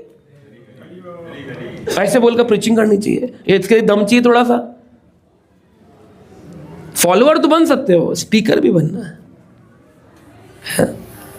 गोला डेयरी में देखिए, रक्ष मोहरी प्रभु हर एक के घर जा जाके गीता देते हैं ना प्रभु जी? नहीं दे रहे? पहले तो दे रहे थे, देते हैं, मना कर रहे हैं। हर एक के घर जा जाके गीता देते हैं। ललित मोहन प्रभु अपने जहाँ जहाँ फार्मा में जाते हैं, वहाँ हर व्यक्ति को, डॉक्टर को, सीनियर डॉक्टर को, मैनेजर को देते हैं भगवत गीता खुले। हमारे स्वयंभू मोहन प्रभु जी ने पूरे तिहाड़ जेल में जेल कैदियों को कह रहे क्या काम है, कह रहे कुछ नहीं, कह रहे तो गीता पढ़ो, है ना, गीता पढ़वाई लोगों को, देना चाहिए एक्चुअली, बहुत ज़रूरी है। तो ये हमारे कितने हो गए पॉइंट? 4। कौन कौन से? अव्यर्थ कालत्वम, कशांति, विरक्ति। ये लिखने के लिए नहीं है, अपनानी भी है। 5वां है आशाबद्ध, बृहत आशा। प्रभुपाद जी लिख रहे हैं, जीवन काल में भगवान अवश्य ही मुझ पर कृपा, इस बात के लिए आशा। हमारी ज़्यादातर क्या होता है लाइफ में, जब भी प्रॉब्लम आती है हम आशा खो बैठते हैं, और हमें किसी की तलाश होती है, कोई मोटिवेशन स्पीकर मिले, हमारी आशा बंधाए, फिर हमारी आशा उसके द्वारा बांधी जाती है, वरना आशा टूट जाती है। आशा जो है वो पतले धागे से न बंधी हो, मोटी जंजीरों से बंधी हो, कि आज नहीं तो कल ठाकुर जी अवश्य कृपा करेंगे। यह दृढ़ विश्वास की भगवान की कृपा अवश्य होगी। संस्कृत भाषा में इसको आशाबंध कहते हैं। इस संस्कृत शब्द का अर्थ है यह सोचते रहना, चूंकि मैं भक्ति के समान नियमों का यथाशक्ति पालन कर रहा हूँ, मुझे पूर्ण विश्वास है कि एक दिन मैं भगवत धाम चला जाऊँगा। अगर नियम का पालन नहीं कर रहा हूँ, फिर विश्वास रख रहा है, फिर वो आशाबद्ध नहीं है, वो चालाक है, कर कुछ नहीं रहा और चाह रहा कृपा मिल जाए। इस संदर्भ में रूप गोस्वामी की एक प्रार्थना है आशाबंध संबंधी, उदाहरण में बताने के लिए पर्याप्त होगी। वह कहते हैं, मुझ में ना तो कृष्ण के लिए प्रेम है, ना ही कृष्ण प्रेम विकसित करने वाले कारण श्रवण तथा कीर्तन में मेरा प्रेम है। तो ना तो कृष्ण से प्रेम है, और ना कृष्ण का प्रेम उत्पन्न करने वाले कारण हरि कथा का श्रवण, हरि भजन का कीर्तन, इसमें भी प्रेम नहीं है। मतलब भगवान में तो है ही नहीं, उसके कारण में भी प्रेम नहीं है। मुझ में वह भक्ति योग भी नहीं है जिसमें कृष्ण का निरंतर ध्यान हो सके और उनके चरण कमलों का हृदय में स्थिर किया जा सके। जहाँ तक ज्ञान और पुण्य कर्म की बात है, ऐसे कार्य करने का मुझे कोई अवसर भी नहीं दिखता कि भाई चलो पुण्य के कारण पहुँच जाऊँगा, उसका अवसर भी नहीं मिलता। फिर सबसे बड़ी बात यह है कि मुझ में उत्तम कुल में उत्पन्न भी नहीं हुआ हूँ, है ना, उत्तम कुल में उत्पन्न भी नहीं हुआ हूँ। वैसे तो रूप गोस्वामी उत्तम कुल में उत्पन्न हुए थे, है ना, सारस्वत ब्राह्मण घर में उत्पन्न हुए थे। उनका नाम था अमर और संतोष। बाद में वो लोग हुसैन शाह, भाई जैसे जॉब के लिए होता नहीं है, लोग दिल्ली से बेंगलोर अपने अपने गांव से निकल कर दिल्ली आ जाते हैं, या बॉम्बे चले जाते हैं, बेंगलोर या फिर विदेशों में, और किसी कंपनी में काम करते हैं। तो कंपनी, उनके पिताजी रूप गोस्वामी और सनातन गोस्वामी के पिता, जिनका नाम अमर संतोष रखा था बच्चों का, उनको लेके कहाँ गए? कलकत्ता काम के लिए। उस समय कलकत्ता में मुस्लिम साम्राज्य था, 15th सेंचुरी 16th सेंचुरी में मुस्लिम लोग थे। राजा हुसैन से राजा होता था। पिताजी जब थोड़ा सा काम बूढ़े हो गए, रिटायर होने लगे, तो बच्चों को जॉब दी जाती है, तो उन बच्चों को जॉब दी गई। उनका एक इंटरव्यू किया गया, उसमें बड़े समझदार पता चले, तो दोनों को, एक को फाइनेंस मिनिस्टर और एक को प्राइम मिनिस्टर बना दिया कि भाई ये हमारे मुख्यमंत्रियों में से है। हमारे एक पुराने एक व्यक्ति जो कार्यरत था उसके पुत्र हैं, तो इनके नाम बदले जाएंगे। तो मुस्लिम समाज में क्या था, जब भी जॉब देते थे नाम बदल देते थे, तो नाम रख दिया गया अमर और संतोष का। अमर का तो रख दिया क्या, दबीर खास, और संतोष का रख दिया साकार मलिक। अब जब नाम भी बदल गया और मुस्लिम समाज में काम करते, तो वह दोनों अपने आप को सारस्वत ब्राह्मण न करके क्या कहते थे? शूद्र कहते थे। कह रहे हम लोगों का कुल गिर गया है क्योंकि हमने काम किया। अब हम अगर अपने जीवन में देखें तो हम लोग कहाँ नौकरी किए हैं, है कि नहीं? तो जहाँ नौकरी किए हैं वही आपका कुल हो गया, उसी का पैसा खा रहे हैं, उसी का खाना खा रहे हैं, उसी को छू रहे हैं, उसी से सुन रहे हैं। तो आपका मालिक जो है, जो भी original head of the company है, वो जो है वही आप हो गए। अब कितने लोग होंगे जो मुस्लिम कंपनियों में काम करते हो, जिनका हेड दुबई का शेख होगा और एमएनसी में काम करते होंगे तो मुसलमान है वो। देखा जाए तो रूप गोस्वामी की सोच से देखा जाए तो अगर कोई एमएनसी में करता है, ब्रिटिश क्रिश्चियन कंपनी में काम करता है तो वो क्रिश्चियन, उसी का रोटी खा रहा है, उसी का पैसा ले रहा है, उसी से अपना घर चला रहा है, ठीक है, क्रिश्चियन पर्सन। अगर हम इंटरनेशनल प्रोडक्ट यूज़ कर रहे हैं जो कि इंडियन मेड नहीं है, उसकी मैन्युफैक्चरिंग में अगर वो भारतीय नहीं है तो वो क्या है? व्यक्ति क्रिश्चियन। अगर वो मुस्लिम कंट्री से आने वाला कोई डेट्स हैं जो कि दुबई से आ रही है और खा रहे हैं हम, तो हम कौन है? वहाँ का खा रहे हैं ना हम, उस व्यक्ति का। तो इतना सूक्ष्म रूप से रूप गोस्वामी अपने आप को क्या कह रहे हैं? मैं तो उत्तम कुल में भी जन्म नहीं हुआ, जबकि उत्तम में थे, फिर भी अपने को मान रहे हैं मैं उत्तम नहीं। इसी कारण से वो कभी जगन्नाथ मंदिर में प्रवेश नहीं किए, क्लेम नहीं किए अरे नौकरी करता हूँ तो क्या हुआ, जन्मजात तो सारस्वत ब्राह्मण हूँ। बोले नहीं, मेरा पतन हो चुका है, ऐसा मानते। कभी पूरी मंदिर में प्रवेश नहीं किए। सबसे बड़ी बात यह है कि मैं उत्तम कुल में भी उत्पन्न नहीं हुआ हूँ, ऐसा बोलते। अतएव हे गोपी जन वल्लभ, यानी गोपियों के प्राणधन श्री कृष्ण, मैं आपकी केवल प्रार्थना कर सकता हूँ। मेरे पास एक ही शक्ति है, क्या? प्रार्थना। मेरी एकमात्र इच्छा है और आशा है कि किसी तरह आपके चरण कमलों तक पहुंच सकूं। यह आशा मुझे पीड़ा पहुंचाती है क्योंकि मैं जीवन के इस दिव्य लक्ष्य तक पहुंचने में अपने को सर्वथ ही असमर्थ पाता हूं। तो भाव यह है कि आशाबंध शीर्षक के अंतर्गत मनुष्य को घोर निराशा में भी आशा बनाए रखना चाहिए कि किसी न किसी तरह भगवान के चरण कमल तक पहुंचा जाए। तो घोर निराशा में भी आशा।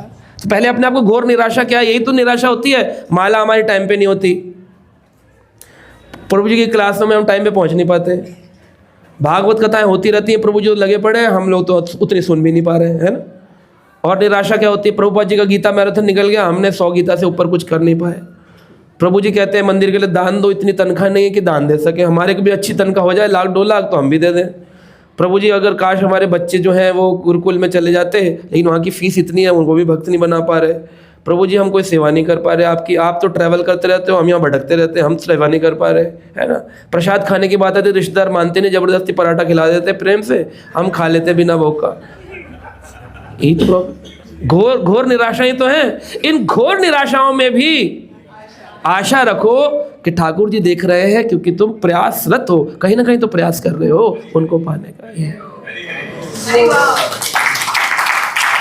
घोर निराशा में भी, ये तो घोर निराशा उदाहरण है प्रभु जी हमारे, ये घोर निराशा में रहते हैं, लेकिन मैं इनको कहता हूँ घोर निराशा में भी प्रभु जी आशा। तो मेरी बात मान रहे हैं, अभी रहते हैं आशा में, है ना। फल मिल रहा है कि नहीं उसका? कुछ फायदा मिलता है प्रभु जी। हाँ, छाया रतिया बस नहीं, वो अलग चीज़, छाया रतिया बस नहीं है अभी, कभी तो हमारी कुछ भी नहीं। वांछित सफलता की प्राप्ति हेतु उत्सुकता। तो 6th पॉइंट है सम उत्कंठा। सम उत्कंठा, उत्कंठा यानी कंठ को ऊंचा उठाना है, जिनके नीचे उनको कंठ को ऊंचा उठाना ऐसा। और सम यानी ऑलवेज, इक्वली, उठाना किसको? कंठ को। सम उत्कंठा। जब कोई व्यक्ति भक्ति में सफलता प्राप्त करने के लिए अत्यधिक उत्सुक रहता है तो उत्सुकता ही समुत्कंठा कहलाती है। क्या कहलाती है? उत्सुकता। भक्त के पास, भक्ति विनोद ठाकुर कहते हैं, एक वस्तु है जिसे वो भक्ति को खरीद सकता है। अगर आपको भक्ति खरीदनी हो, वैसे तो भक्ति स्वच्छंद है, उससे आप खरीद नहीं सकते, लेकिन संसार में सब कुछ पाने के लिए कुछ कुछ देना पड़ता है कि नहीं। जैसे अगर आपको गोविंदास का प्रसाद पाना है, कुछ 100, 200, 250, 300 रुपए की प्लेट देनी पड़ेगी। अगर आपको भगवान के मंदिर में माला पानी है तो बाहर से 50-60 रुपए की माला लानी होगी, पुजारी को देनी होगी, वो स्पर्श करा के आपको देंगे, है कि नहीं। कुछ पाना है तो कुछ देना। तो ऐसे भगवान की भक्ति जो प्रेम भक्ति है, भाव भक्ति है, उसको पाना है तो कुछ देना है, तो क्या देना होगा? हाँ जी, लौल्यम और क्या कह रहे हैं अनिल जी, क्या देंगे? भगवान की भक्ति पाने के लिए क्या दे सकते हैं आप? क्या है आपके पास, बताइए। क्या दे रही हैं? माला माता जी के लिए समय दे दूंगी अपना सारा, 24 घंटे ही रहूंगी मंदिर में। प्रयास, अंकिता माता कह रही है प्रयास। हमारे अमित प्रभु कह रहे हैं सिंसियरिटी, ध्यान पूर्वक। जदुनंदन प्रभु कह रहे हैं समर्पण, वेरी नाइस। स्वयंभू प्रभु क्या कह रहे हैं? मन, अपना मन दे देंगे ठाकुर जी को, शरीर दे देंगे माता जी को, घर में परिवार को। Very nice. कह रहे वैसे तो जीने नहीं दोगे क्या प्रभु जी? वैसे तो जी रहा हूँ। ठीक है। हाँ, सर्वज्ञ रवि प्रभु बहुत दिन बाद आए क्लास में, बताइए क्या देंगे आज? भगवान की भक्ति पाने के लिए क्या दे सकते हैं आप? अरे छोड़ो, जो दे सकते वो बताओ। हमने प्रवचन थोड़ी कहा था। प्रवचन थोड़ी देना है, देना है यहाँ पर। क्या देंगे ये बताइए? प्रभु जी तन देंगे, तो तन करे, मैं तन से सेवा कर पा रहा हूँ, तन दे देंगे अपना, बहुत सुंदर। हाँ, दिवाकर मिश्रा प्रभु हमारे कुंभ मेले से आया अभी पूरा कर्तव्य करके शरणागति दे सकते हैं। हाँ, और अंजलि माता जी क्या देंगी? आतुरता। नवीन प्रभु गुरु आज्ञा देंगे, गुरु को शरणागति, उत्साह हो सकता है। अमित प्रभु, आराधिका माता जी भाव दे देंगे, आया ही नहीं देंगे कैसे? कह रहे भाव, वो तो आया ही नहीं। उसी की तो चर्चा आएगा कैसे? हाँ, होगा तो देंगे ना, जो है ही नहीं कर देंगे कैसे? चित्त देते हैं। चित्त क्या होता है? मन है कि चित्त है? चित्त अलग होता है, मन अलग होता है। मदर यमुना माता जी क्या देंगी? चिंतन दे देंगी। वाह, वेरी नाइस। तो ये बहुत अच्छा, ये प्रक्रिया सबने अच्छी बताई। लेकिन श्रील भक्तिविनोद ठाकुर ने कहा प्रभु को पाने के लिए ये सब जो आपने बताया ये तो तब हो पाएगा जब आप डिवोटी बन जाएंगे, क्योंकि अभी तो हमारे चिंतन में दुनिया रहती है, ठाकुर जी कहाँ है, हमारी शरणागति कहाँ है ठाकुर जी के प्रति। जैसे अर्जुन की थी कि दीन बंधु दीनानाथ मेरी डोर तेरे हाथ, पुत्र मर गया, कोई शिकन नहीं आई चेहरे पर, अगले दिन फिर खड़े हो गए लड़ने के लिए। अभी हम उस स्थिति पे नहीं, तो ना हम शरणागति दे सकते हैं, ना हम मन दे सकते हैं, ना हम चित्त दे सकते हैं। हमारे पास कुछ भी नहीं देने के लिए, सिर्फ एक चीज़ दे सकते हैं, वो है उत्साह, एंथुसियाज्म, है ना। लौल्यम अपीएव केवलम, याद रखिए, दिस इज द गोल्डन की ऑफ भक्ति। भक्ति की स्वर्ण चाबी है उत्साह। क्या है? हाँ, आश्रय में आना है तो ये नहीं सोचना अरे फिर संडे की क्लास, इस संडे क्यों आता है। तब अच्छा था जब जॉब करता था, स्कूल में पढ़ता था, संडे को मस्त 10 बजे सो के उठता था, खाता था, पीता था, पिक्चर देखता था, घूमने जाता दोस्तों का, संडे अच्छा लगता था। जब से ये प्रसाद मुकुंद दास के साथ जुड़ना हो गया, वो तो दास कह रहे जीवन सुधर गया, बिगड़ गया? सुधर गया। तो उत्साह से आना चाहिए। प्रभु जी हरि बोल, प्रभु जी क्लास कब, कितने बजे? प्रभु जी 11 बजे। प्रभु जी कहाँ है ना। केवल एक संजय प्रभु पूछते हैं वीकेंड शेड्यूल बता दीजिए। आप ही पूछते हो बस, और तो कोई पूछता नहीं। पूरी बात नहीं बोली आपने। नहीं, वो आते भी हैं। वीकेंड शेड्यूल आपको उत्सुकता होती कब होगी क्लास प्रभु जी एनओडी की? अरे जाओ, झूठ बोल रहे होती है। अच्छा, अगर संजय प्रभु सबके लिए पूछ ले। तो ये आपके वो है स्पोक्स पर्सन। हाँ, तो जो श्रील रूप गोस्वामी पाद के इन शास्त्रों के प्रति रुचि रख रहा है, उत्सुकता दिखा रहा है, उत्साह बना के रख रहा है, तो वो व्यक्ति भक्ति को प्राप्त कर पाएगा। उसी को कहा है समुत्कंठ, हमेशा ही कंठ ऊंचा रहे। अगली क्लास कहाँ है? 3 बजे चलेंगे? 3-4 बोले हरी हरी, बाकी समझ गया मैं। वही 3-4 ही जाएंगे, मतलब हरी हरी। ठीक, तो इससे पता चलता है उत्साह कितना है ना। कम से कम एक संडे तो ठाकुर जी को दे दो। संडे हो या मंडे, रोज खाओ।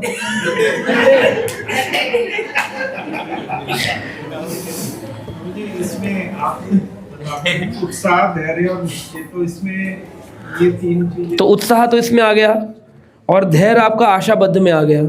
उत्साहात, निश्चयात, धैर्य। तो धैर्यवान, आशाबद्ध मतलब धैर्यवान होना है, आशाबद्ध होना धैर्यवान होना है, पेशेंसफुल, कि जो भी होगा आज नहीं तो कल होगा।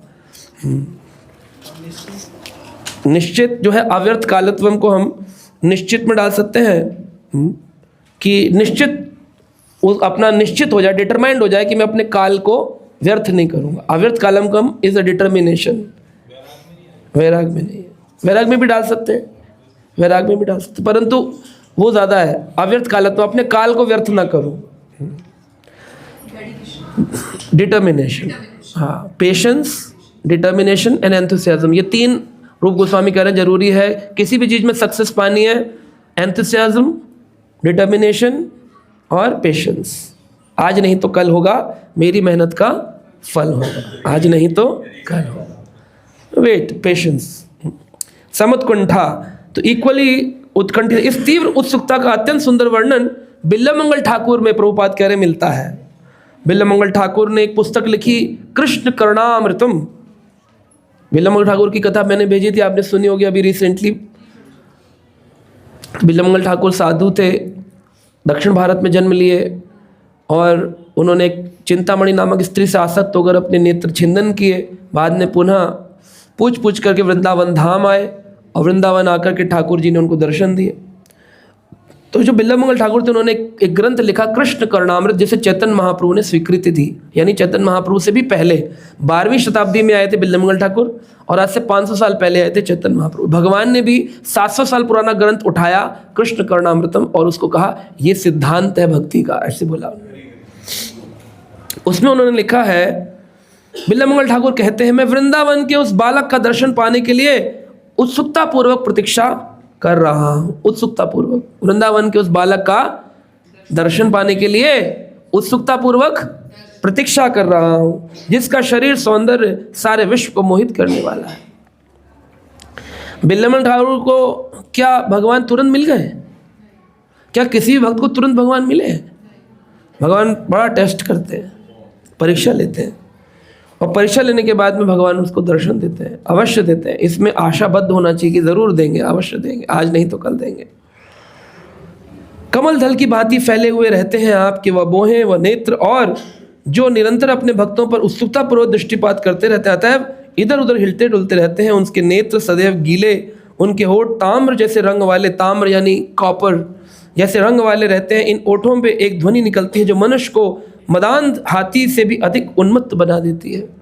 जैसे हाथी मद अंध हो जाता है, मद यानी उस पेड़ों की जब सुगंध आती है तो हाथी ऐसे मतवाली चाल चलता है, और ठाकुर जी की चाल भी मतवाली है। और ठाकुर जी के प्रेम में जो भक्त है उनकी चाल भी बड़ी डिफरेंट होती है ना। और भक्त भी चलते हैं तो पता चलता है हाँ ये भक्त है भैया, मतवाला व्यक्ति है, ये किसी से कोई लेना देना नहीं।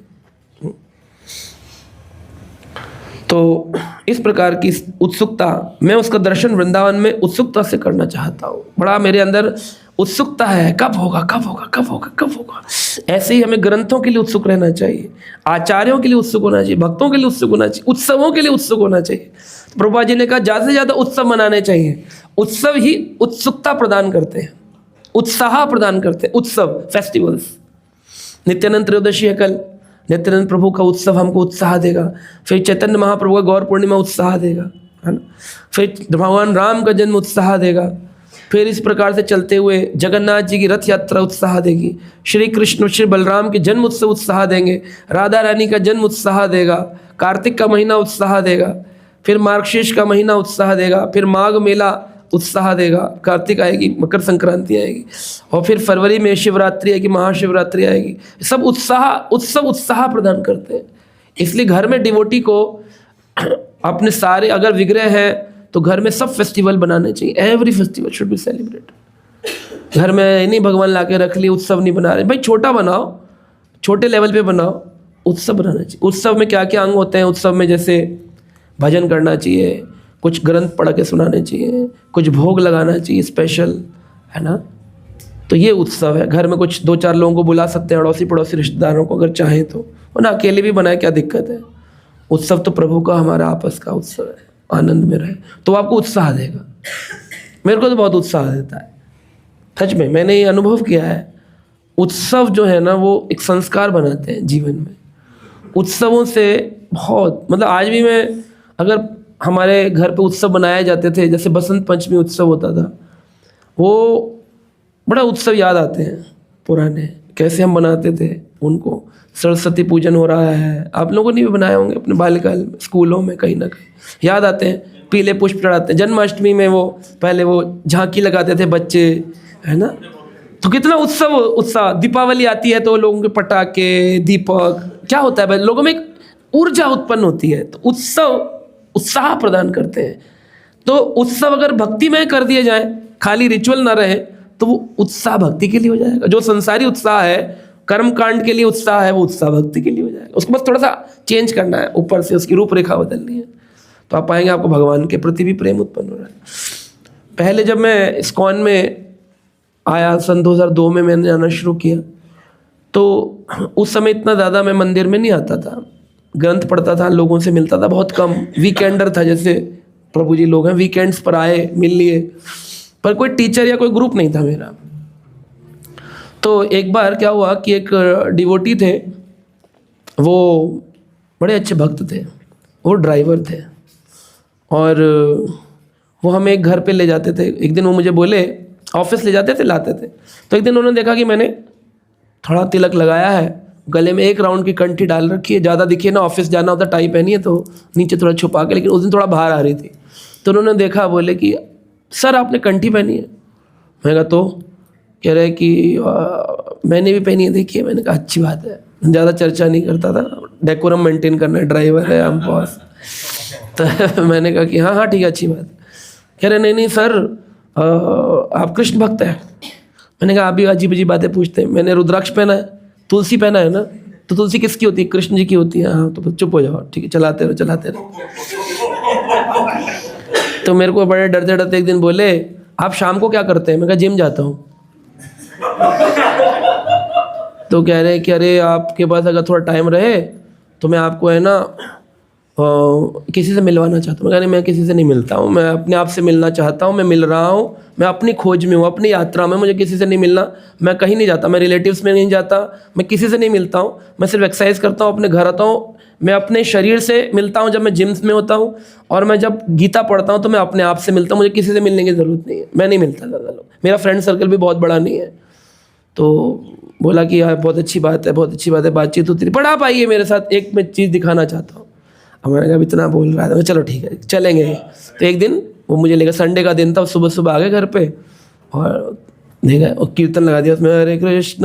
मैं सुनता था प्रभुपाद जी का कीर्तन मंदिर में चलता है, तो मैंने कहा ये वही कीर्तन है, इस्कॉन से लगता है जुड़ा है ये भी। तो मैंने नहीं बताया मैं भी इस्कॉन से जुड़ा हुआ हूँ, नहीं बताया है। तो हम किसी के घर पे पहुँचे, वहाँ पर गाड़ियाँ पार्क थी, तो उन्होंने घर पे गाड़ियाँ, और अंदर गए तो इधर कमरे थे, जैसे घर होता है नॉर्मल, एक रूम था, उस रूम में राधा कृष्ण का बहुत सुंदर विग्रह था, मार्बल का, बहुत बड़ा विशाल, बहुत जैसे इस्कॉन का श्रृंगार होता है ऐसे श्रृंगार हुआ था।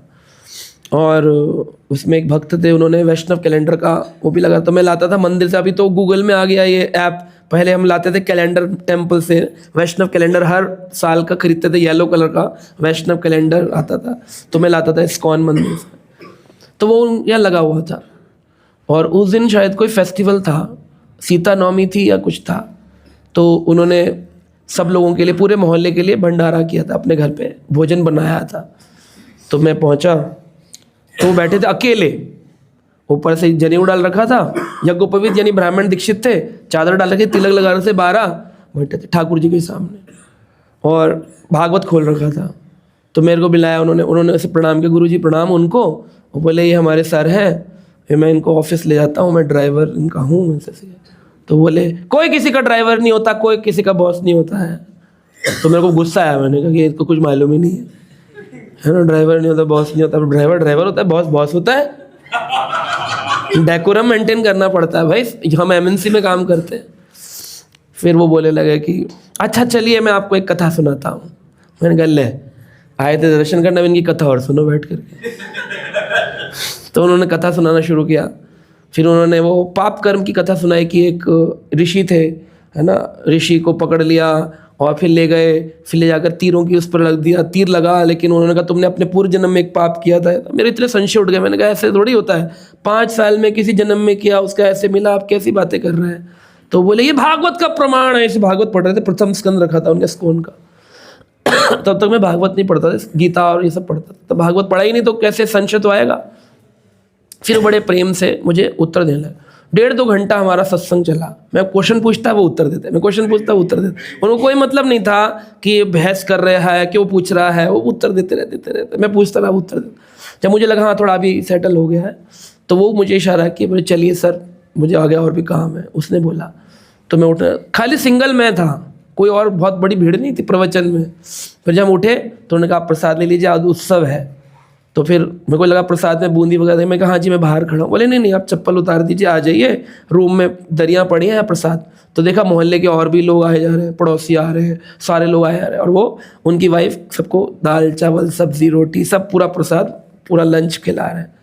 तो मैं कहा इतना सारा खाना पड़ेगा, प्रसाद बोला था खाना खिला रहे हैं, पता नहीं कैसा बना होगा क्या होगा। तो बोले सब भगवान का भोग लगाया हुआ है तरीके से वैष्णव प्रसाद।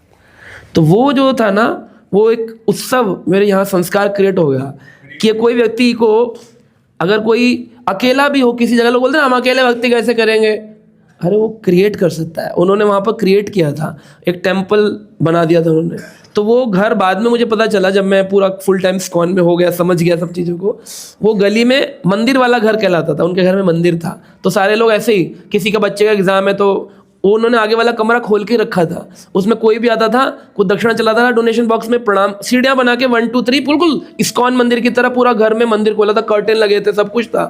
लोग हटाते थे, प्रणाम करते थे, बच्चों की मन्नत मांगना, कोई दूर इस्कॉन नहीं जा सकता, तो गली में इस्कॉन खोला हुआ है घर के अंदर, वैसे भी कर सकते। प्रभुपाद जी यही चाहते थे कि घर घर में इस्कॉन मंदिर हो, है ना, अपने घर के सुंदर ऑल्टर हो, अड़ोसी पड़ोसी को प्रसाद बांटें, कीर्तन हो, भजन हो।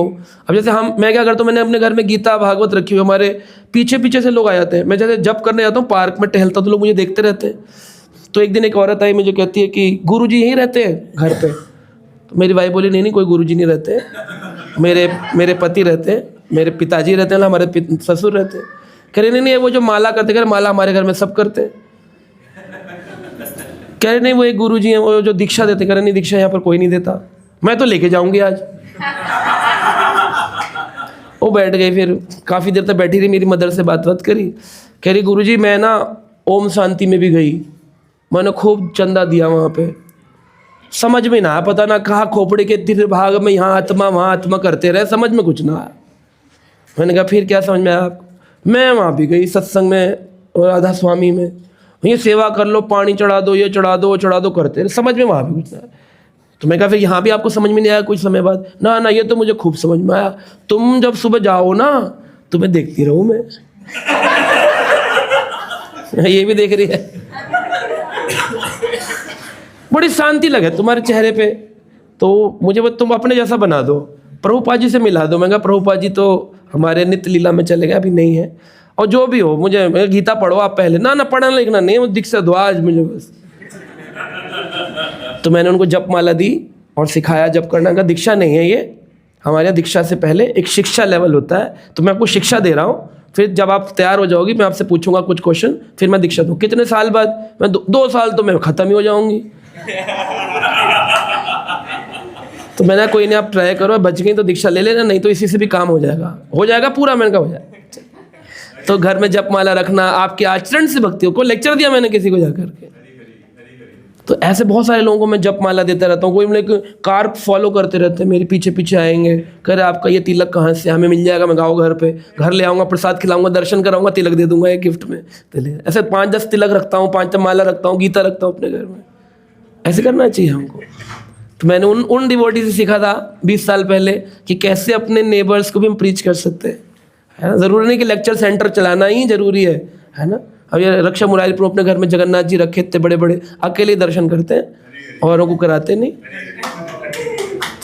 कराते कि नहीं? कराते हैं। टेंट लगा के फेस्टिवल करते हैं बड़े बड़े, 56 भोग बनाती हैं लक्ष्मी माता जी, है ना, अड़ोस पड़ोस में लाते हैं। अब हमारे दादा ने राधा रमन लगा लिए अपने घर में, है ना, अद्वैत गोसाई प्रभु जी ने। तो अब राधा रमण का उत्सव हर वर्ष कह रहे हैं, दिल्ली का राधा रमण हमारे घर में ही है। तो देखो उत्सव के नाम से आप में क्या आया? उत्साह। इसलिए उत्सव बहुत जरूरी, बनाने चाहिए। इससे परिवार में, संसार में, बच्चों में, सब में संस्कार, और वो संस्कार ऐसे होते हैं आजीवन काल। मुझे जो पुराने उत्सव बनाए दादी के साथ, जन्माष्टमी और बसंत पंचमी आज भी याद है ना, जो इस्कॉन में बनाए वो सब याद है हमको, सब याद रहेगा, है ना। इसलिए उससे समुत्कंठा। फिर है छठा पार्ट है भगवान के पवित्र नाम में अनुरक्ति। भगवान के पवित्र नाम में अनुरक्ति। हाँ, तो इसको बोला गया है भगवान के नाम, भगवान के नाम में आसक्ति हो जाना, जप में आसक्ति हो जाना, हमेशा भगवत नाम में रहना। और फिर सातवां है भगवान के दिव्य गुणों का वर्णन करना। आठवां भगवान के दिव्य गुणों का गुणगान गाना। और फिर क्या है और है नौवां है कृष्ण की लीला स्थलियों में रहना। प्रीति तद वसति स्थले।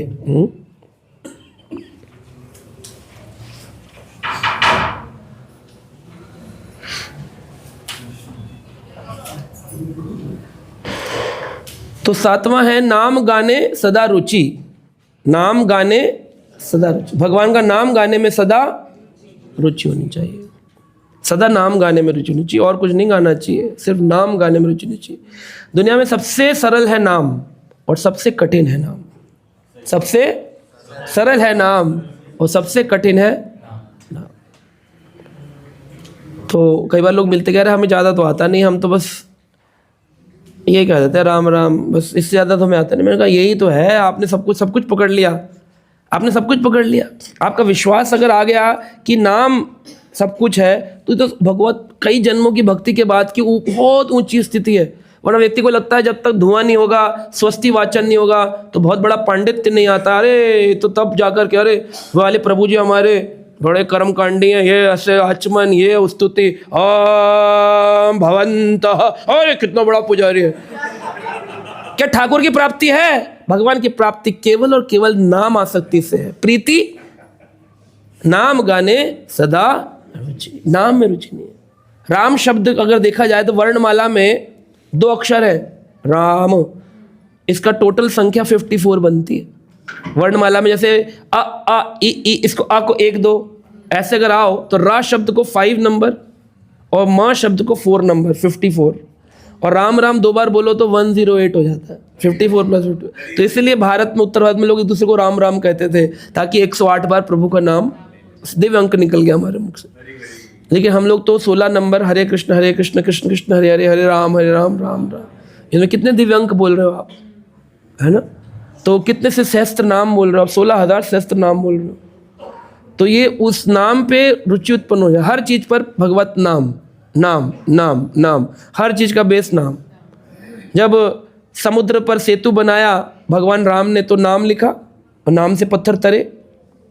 लोग बोलते हैं कि नल की शक्ति से बने, नल नील के पास शक्ति थी, इंजीनियर थे, उन्होंने तैराया और सिर्फ भगवान को समर्पण करने के लिए नाम लिख दिया। ऐसा भी कुछ लोग व्याख्यान करते हैं, लेकिन सच्चाई क्या है?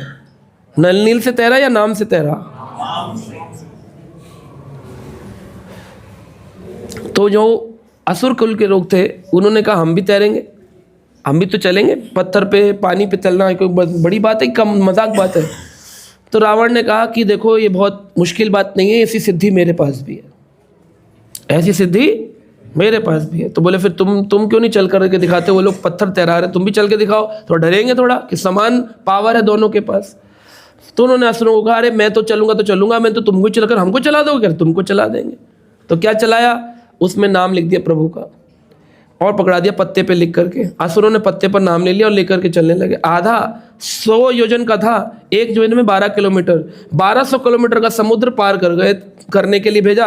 50 योजन पार हुआ नहीं, आधे मध्य समुद्र में पहुंच गए। तो उन्होंने खोला कि कौन सा सिद्ध मंत्र लिखा है रावण जी ने, लंकेश ने, जिसको पढ़कर हम पार हो रहे हैं। तो हम राम को जाकर बताएंगे कि तुम क्या पुल बना रहे हो, हम भी इधर, तुम उधर पुल बना के वहां पहुंचोगे, हम यहाँ आ जाएंगे तुमसे लड़ने के। तो हम अपनी शक्ति दिखाने जाएंगे, लेकिन जब पत्ता खोला तो उस पर क्या लिखा हुआ था? रा और माँ, बस 2 अक्षर थे।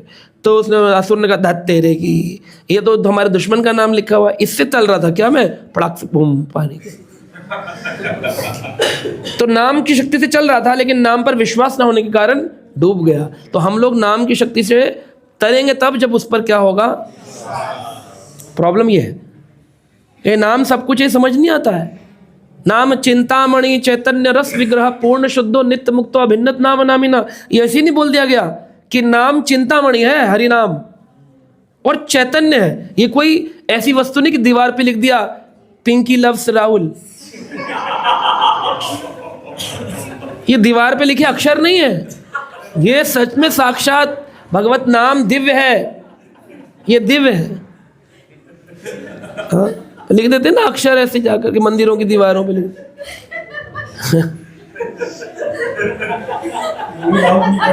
है,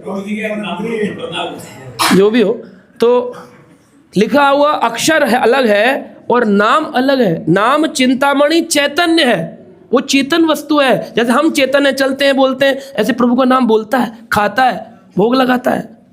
नाम चिंतामणि चैतन्य, और खाली वो विग्रह, जैसे भगवान का विग्रह होता है ना, उसको क्या बोलते हैं? आर्चा विग्रह।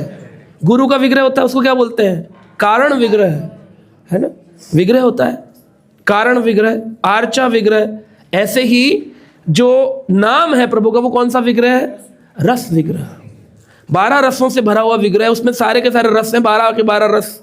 जो रस में भक्ति करोगे वो रस उत्पन्न हो जाएगा उसके अंदर। गन्ने का रस भी, मैंगो रस, मिक्स्ड जूस, सारा का सारा रस। नाम चिंतामणि चैतन्य रस विग्रह पूर्ण शुद्धो। पूर्ण शुद्धो कैसे है? बोले अरे मैं अभी नहाया नहीं हूं, नाम नहीं ले सकता हूं, मंत्र नहीं कर सकता है, गायत्री नहीं कर सकता है, लेकिन मुख से सोकर उठे राम राम जय श्री राम, हरे कृष्ण कृष्ण कृष्ण हरे हरे, हरे राम पाखंडी बिना नहाए नाम ले रहा है। पाखंडी बिना नहाए नाम लेते हैं ये लोग, पाखंडी हैं। हाँ, बड़े पाखंडी। अरे नाम चिंतामणि चैतन्य रस विग्रह पूर्ण शुद्धो। नहाएगा किससे? बोले गंगा जल से। बोले गंगा तुम्हें पवित्र कर सकती है, उसी प्रकार नाम मुख से लेने से पूरे शरीर को पवित्र कर देता है।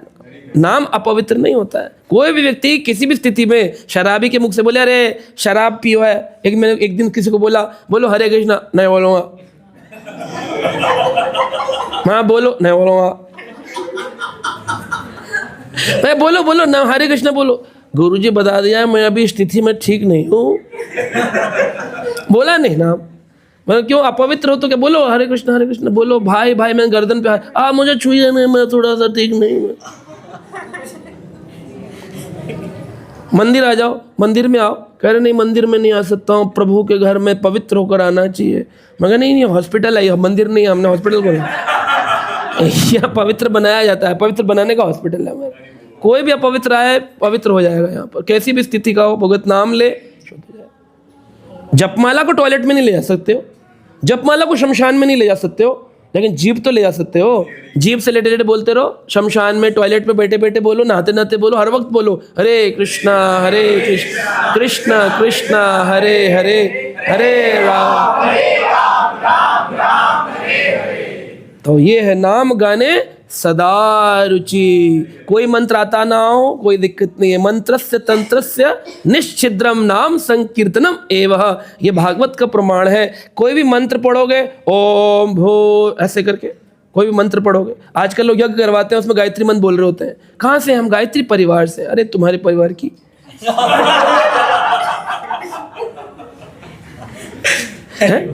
हरी हरी, लेकिन परिवार क्या है?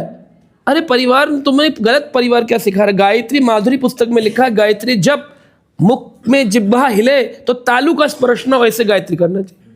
हम लोग गायत्री करते हैं, देखा आपने? चुप बैठते हैं कि नहीं? उसने बोल रहे हो जोर जोर से तो, लेकिन वहाँ पर लोग इवन यज्ञ में भी कैसे करना चाहिए? अपना गायत्री जनेऊ पकड़ा है पुजारी ने और बोल रहा है स्वाहा स्वाहा, मुझसे बोलना नहीं। लेकिन अगर वो बोल रहा है, प्रभुपाद जी के लिए लिखते हैं, प्रभुपाद जी जब गायत्री करते थे ऐसा लगता है कुछ बुदबुदा रहे हैं, लेकिन बोलते नहीं थे। लेकिन ओम भूर पूरा का पूरा जोर जोर से, कल वो अग्नि दे रहे हैं लोग वहाँ पर, कुछ नहीं आ रहा, जोर जोर चिल्ला रहे ओम, चुप हो जाओ, मान ही नहीं रहे, मैं खुद चला गया, जाओ। स्कूलों में करवा रहे हैं,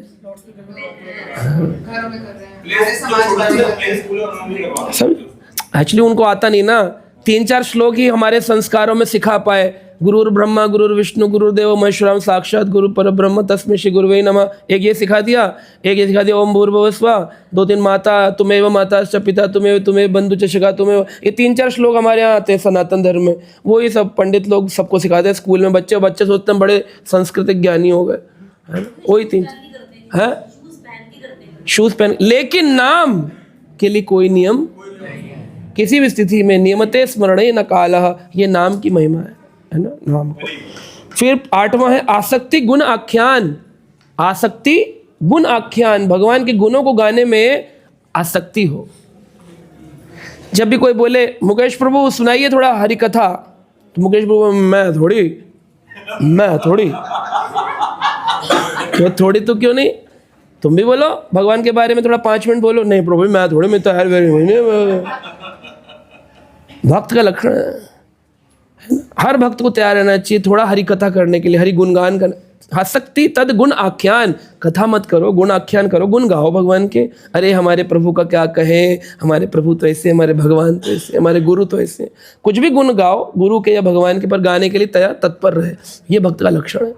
और 9वां है प्रीति तद वसति स्थले, आप में भगवान के धाम में रहने की प्रीति उत्पन्न हो जाए, उनके धाम में रहने के लिए भाव उत्पन्न हो जाए कि बस भगवान के धाम में रहने को मिले। उनकी लीला स्थलियों में कृष्ण का भक्त मथुरा या वृंदावन जिले में निवास करता हुआ उन समस्त स्थानों का भ्रमण करता है जहाँ जहाँ कृष्ण ने लीलाएं की थी। तो हम लोग जाते हैं 12 वनों में, जहाँ जहाँ कृष्ण ने लीलाएं करी 12 वनों में। इन सभी पवित्र स्थानों पर कृष्ण ग्वाल बाले एवं माता यशोदा के संग अपनी बाल्यकाल की क्रीड़ाएं की। आज भी कृष्ण भक्तों में इन स्थानों की परिक्रमा करने की प्रथा चालू है और मथुरा तथा वृंदावन की यात्रा करने वाले भक्त दिव्य आनंद का अनुभव करते हैं। आप लोग करते हैं कि नहीं हर वर्ष? यदि कोई वृंदावन जाता है तुरंत उसे कृष्ण का वियोग सताने लगता है। ये तो समझ में नहीं आया, वियोग कैसे? हम तो योग होना चाहिए ना, कृष्ण गए वृंदावन में, योग कृष्ण मिल गए, तो वियोग कैसे सताता है? वियोग ये सताता है कि यहाँ इतने सुंदर सुंदर भक्त हैं, इन्होंने भगवत प्राप्ति करी है और हम लोग जो हैं आज भी भगवान को पत्थर या विग्रह रूप में मान रहे हैं, दर्शन करने आए, लेकिन अभी तक हमारी आसक्ति ठाकुर जी की कथाओं में, उनकी लीलाओं में साक्षात्कार नहीं हुआ है, तो वो वियोग हमें आता है। जब हम देखते हैं ये साधु की कुटिया, यहाँ भगवान आए थे मिलने, तुरंत हमारा कंपटीशन आता है, हम कहते हैं उनको मिले हमको क्यों नहीं मिलते, वियोग उत्पन्न होता है। तो वो वियोग की चर्चा यहाँ पर प्रभुपाद जी लिख रहे हैं। कृष्ण के कार्यकलापों का स्मरण करने के प्रति ऐसा आकर्षण कृष्ण अनुरक्ति कहलाती है। कृष्ण के कार्यकलाप जो है उनके प्रति आकर्षण कृष्ण अनुरक्ति कहलाती है। क्या होनी चाहिए? कृष्ण अनुरक्ति। अनुरक्ति यानी अटैचमेंट, रति, अनुरक्ति।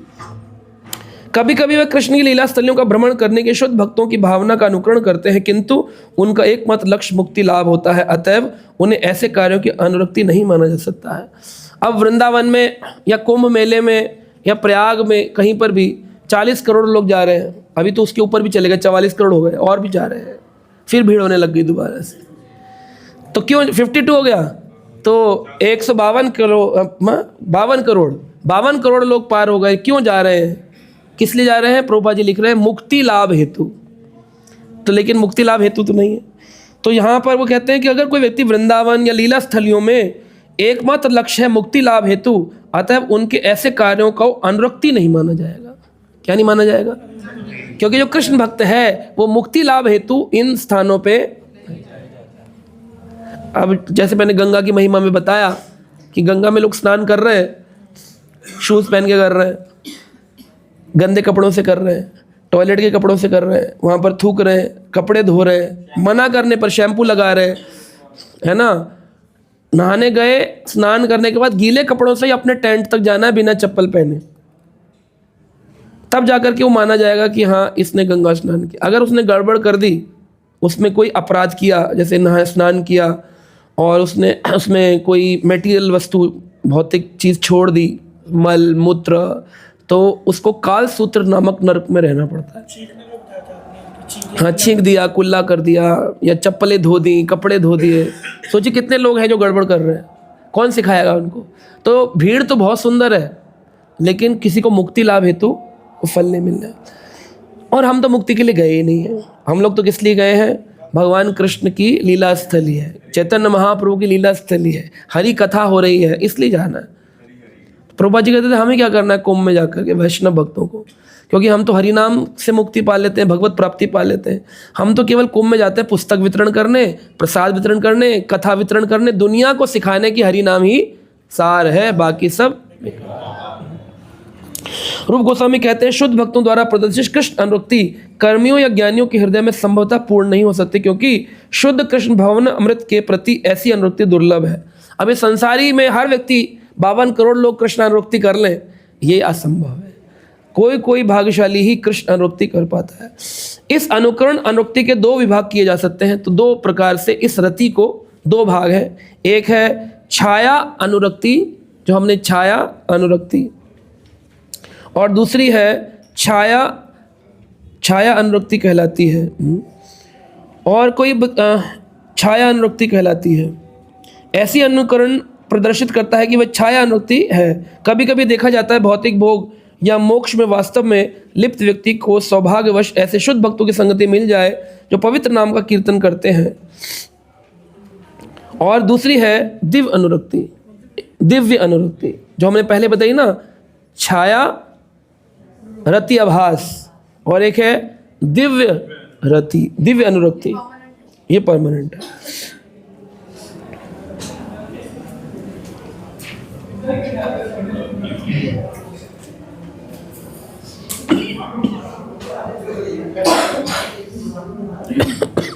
अब ये बड़ा इंपॉर्टेंट पॉइंट है, आज के लास्ट लाइन है, इसको ध्यान रख लीजिए, इसका कोट बना लीजिएगा प्रभु जी, और ये अवश्य सब लोगों को इसका कैलेंडर लगा देना चाहिए सबके घरों पर। बहुत इंपॉर्टेंट लाइन है ना। मैंने बहुत समय पहले पढ़ी थी, तो मैं तब से मैंने सतर्क हो गया, मान ले क्या है। एक बार एक भक्त ने मुझे प्रश्न किया, बोले प्रभु जी आपकी कृपा से, ऐसा बोला, मेरी कृपा नहीं थी, फिर भी उसने ऐसा बोला, बोले ना फिनिशिंग एट 2।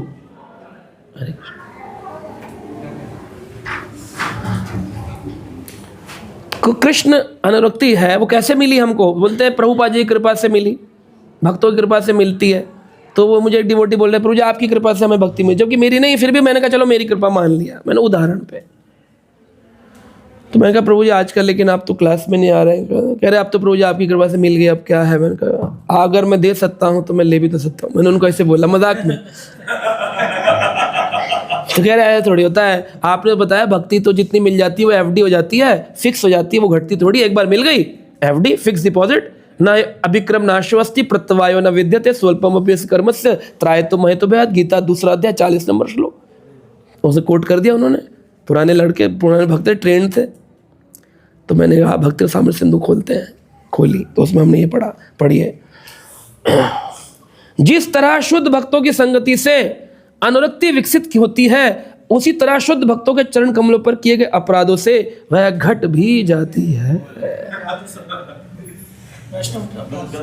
नहीं कमिल बोलते ना, भक्ति तो घटती नहीं है, जितनी कर ले फिक्स डिपॉजिट है, अगले जन्म में कैरी फॉरवर्ड हो जाएगी। ये बात सोच करके लोग कहते चलो प्रभु जी के साथ 10 साल तो रहे, अब अलग हो गए तो क्या दिक्कत है। ऐसा सोच के लोग अलग हो जाते हैं, इस्कॉन छोड़ देते हैं, भक्ति मार्ग छोड़ देते हैं, अगर 10 साल तो कर ली, अब आगे की अगले जन्म में देखें, ऐसे लोग सोचते हैं। लेकिन चरण कमलों पर अपराध करने से वह घट भी सकती। अधिक स्पष्ट करना चाहे तो कह सकते हैं शुद्ध भक्त की संगति से कृष्ण के प्रति अनुरक्ति जागृत की जा सकती है, किंतु यदि भक्त के चरण कमलों पर अपराध हो तो उसकी छाया अनुरक्ति या परा अनुरक्ति क्षीण हो जाती है। वो जो अभी तो वो अभी आसक्ति आई नहीं थी उसको तो केवल छाया आई थी उसकी, उसी में वो सोचने लगा मैं भी प्रीचर हूं, वो चली जाएगी अपराध करने से, वो चली जाएगी अपराध करने से। अपराध ना करे तो प्रोटेक्टेड है, अपराध करेगा तो वो भी खत्म हो जाएगी। जो छाया उसे प्राप्त हुई थी कुछ काल के लिए, जो उसे आनंद लग रहा था वो आनंद चला, फिर क्या होगा, he will be a bamboo devotee. Bamboo मतलब बांस। बांस कैसा होता है, ऊपर लकड़ी लगता है, अंदर खोखला होता है। डंडा मारो तो कड़ंग आवाज आती है, और बांस मारो तो छिन ऐसे आवाज आती है ना, अंदर खन ऐसे आवाज आती है। बांस को मारो किसी जमीन पे, छड़ंग करके आवाज आती है, और लकड़ी मारो खड़ ऐसे आवाज आती है, ठोस होती है। बांस खाली होता है, देखने में दोनों लकड़ी के डंडे लगते हैं, लेकिन बांस का डंडा कोई नहीं बनवाएगा, लोग ठोस डंडा बनवाना चाहते हैं। बांस अगर जो 2-3 बार मारो तो फट जाता है, 2 टुकड़े हो जाता है। तो डिवोटी जब मुश्किल आएगी तो 2 टुकड़े हो जाएगा, बांस की तरह अंदर से खोखला होता है, क्योंकि उसने अपराध करके अपनी जो आभास था ना, उस आभास में उसको लगने लगा मैं तो पूर्ण हो गया, और अपराध करने शुरू कर दिया। उसकी वो क्षीण हो जाएगी, वो खत्म हो जाती है, वो रहती नहीं है, कंटिन्यू नहीं होगी रही, वो भक्ति कंटिन्यू नहीं होगी, क्षीण हो जाएगी। आभास नहीं चलेगा, लेकिन आभास में अगर अपराध कर दिया तो आभास से एक दिन दिव्य अनुरक्ति तक चला जाएगा, लेकिन दिव्य अनुरक्ति से पहले अपराध कर दिए तो वो जो उसकी आभास था कि प्रभु जी के साथ रहते, बड़ी एक्सटेसी होती, प्रभु जी बहुत आनंद आता है आपके साथ, अचानक से गायब हो गए। अब उनको ना आनंद आ रहा है ना कुछ हो रहा है, कोई बात बुरी लग गई, अब बुरा मान के बैठे हैं, वो सारे आनंद खत्म हो गए। माइक लेके खुद ही बोल रहे थे आप भी जुड़िए इनसे, बहुत आनंद आता है, आज खुद का आनंद गायब हो गया। क्यों खत्म हो गया? अपराध के कारण। स्ट्रॉन्ग स्टेटमेंट है ये अहंकार वो डीप अहंकार से Prabhuji, it's not for just a moment, it's for a lifetime. Life time है। खतरनाक बात ये लोगों को पता भी नहीं लगता। दूसरे को तो पता लग ही जाता है। अब आगे की और लास्ट लाइन सुनिए, मुश्किल वाली जो है, यह दिव्य अनुरक्ति चाहे छाया अनुरक्ति हो या परा अनुरक्ति हो, शुद्ध भक्तों के चरण कमलों पर अगर विभिन्न मात्राओं में अपराध होते रहे, चलो एक हुआ माफ हुआ तो छन्न हुई, फिर सॉरी मांग ली तो ऊपर उठ गई, फिर किया फिर किया फिर किया, करते रहे, तो यदि अपराध अत्यंत गंभीर होते रहे तो अनुरक्ति एक तरह से शून्य हो जाएगी, 0, गायब। फिर वो मायावादी बन जाते हैं और गोरख डिब्बी नागा पता नहीं कहाँ निकल जाते हैं। अब एक जो स्पिरिचुअलिटी तो अच्छी लग गई, फिर योग क्रिया, सहज क्रिया, अन्य क्रियाएं करते मिलते हैं। बहुत डिवोटीज इस्कॉन से बहुत डिवोटीज मिलते हैं मेरे को। पहले हम इस्कॉन में थे, अभी वो लाल कपड़ा पहन के त्रिपुंड लगा रखा है, कह रहे पहले मैं भी इस्कॉन का भक्त था, मैंने भी इस्कॉन में बहुत वो किया है। यदि कोई व्यक्ति मोक्ष के नियमों में या ब्रह्म ज्योति में तल्लीन होने में लिप्त रहता है, उसके भाव क्रमशः छाया तथा परा अनुरक्ति में परिणित हो जाते हैं। अगर भक्ति कर रहा है, हरे कृष्ण कृष्ण कृष्ण भी बोल रहा है और साथ में लिख रहा है RIP, रेस्ट इन पीस, किसी की मृत्यु पर लिख रहा है RIP, तो मुझे लगता है देखो सूक्ष्म रूप से जितने लोग फेसबुक पे RIP लिखते हैं सब जा रहे हैं ये ब्रह्म ज्योति में।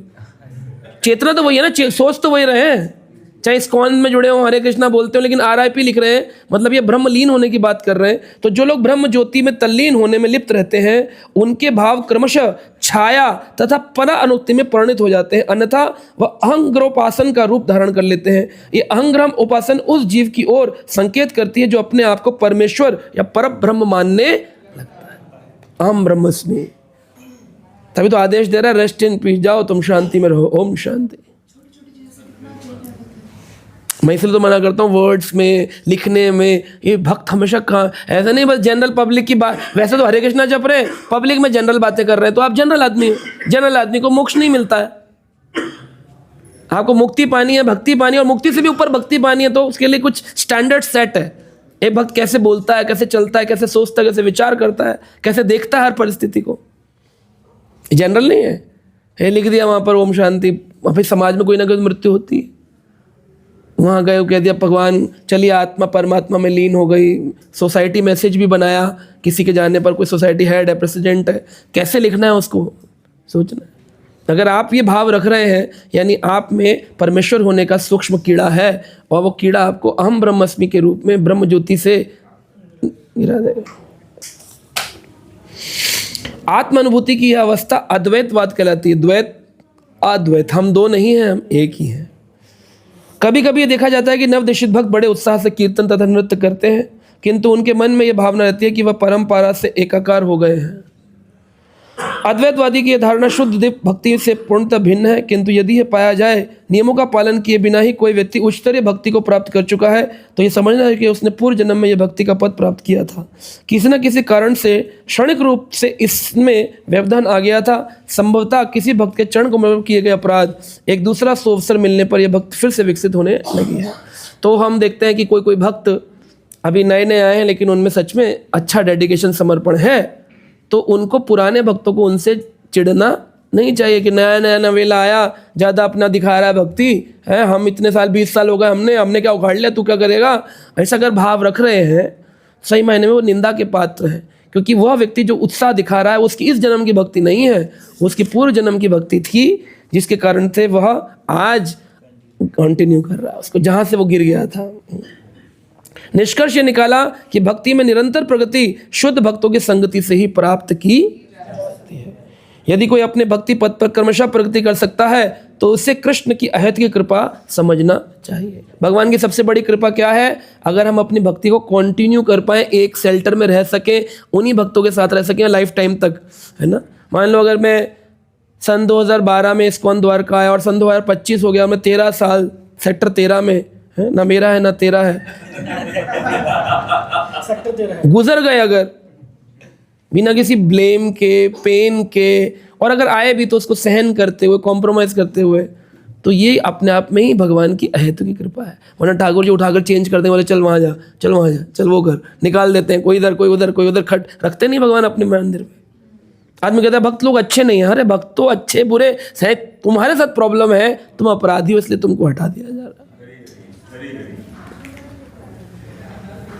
तो बहुत मुश्किल है एक स्थान। प्रभुपाद जी कहते हैं ये मत बताओ किसने भक्ति छोड़ दी, ये बताओ कितने भक्ति कर रहे हैं, क्योंकि छोड़ना तो बहुत सरल है, भक्ति में बने रहना ये नेक्स्ट टू इम्पॉसिबल टास्क है। जीवन के अंत काल तक रहे भक्ति में बहुत मुश्किल है, यही है। भगवत गीता में इसकी पुष्टि है कि जिस भक्त में भगवान के प्रति अविचल श्रद्धा भक्ति है, यदि वे कभी कभी शुद्ध भक्ति के लक्षण से विपत होता दिखाई भी पड़े तो भी उनकी गिनती शुद्ध भक्तों में ही की जानी। अगर कोई शुद्ध भक्त है, कोई सीनियर भक्त है, अगर उसको कुछ गड़बड़ लग भी रही है, आपकी दृष्टि में दोष है भी अगर, और मान लो सच में वो दोषी भी है, लेकिन क्योंकि वो कॉन्टिन्यूअली भक्ति कर रहा है, हो सकता है तुम्हें वो गलत लग रहा हो अपनी दृष्टि से, लेकिन वो शास्त्र की दृष्टि से सही होगा। और भगवान कह रहे हैं अगर वो गलत है भी तब भी वो भक्ति कर रहा है तो एक ना एक दिन तो वो शुद्ध हो ही जाएगा। लेकिन तुम निंदा करते करते अपने पद से, तुम्हारी जो छाया तुम्हें छाया मिली है उस पेड़ की, बड़े पेड़ की, उस छाया बड़े पेड़ को दोषी ठहराते ठहराते क्या होगा, एक दिन वो छाया, पेड़ तो रहेगा लेकिन छाया अदृश्य हो जाएगी। क्योंकि तुम्हें तो खाली छाया में आए हो, अभी तुम शेल्टर में हो, पेड़ गया तुम तो एकदम धूप में खड़े हो, छाया गायब। पेड़ हट जाए तो छाया दिखेगी। आदमी मान लो, इसका एक मैं उदाहरण मेरे दिमाग में आ रहा है, ऐसे समझे, पेड़ खड़ा है और नीचे छाया बन रही है सूरज की। छाया बोले पेड़ को हटाओ, पेड़ को हटाओ, इस मंदिर से पेड़ को हटाओ। उन्होंने कहा अच्छा पेड़ को हटा दे, पेड़ को हटा दिया गया तो क्या होगा, छाया गायब।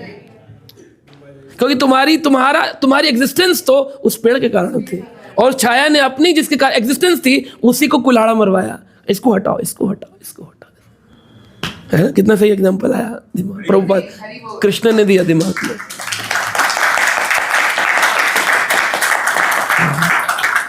तो ये है आज की शुद्ध भाव प्रेममयी भक्ति का। हरे राम राम राम हरे हरे, हरे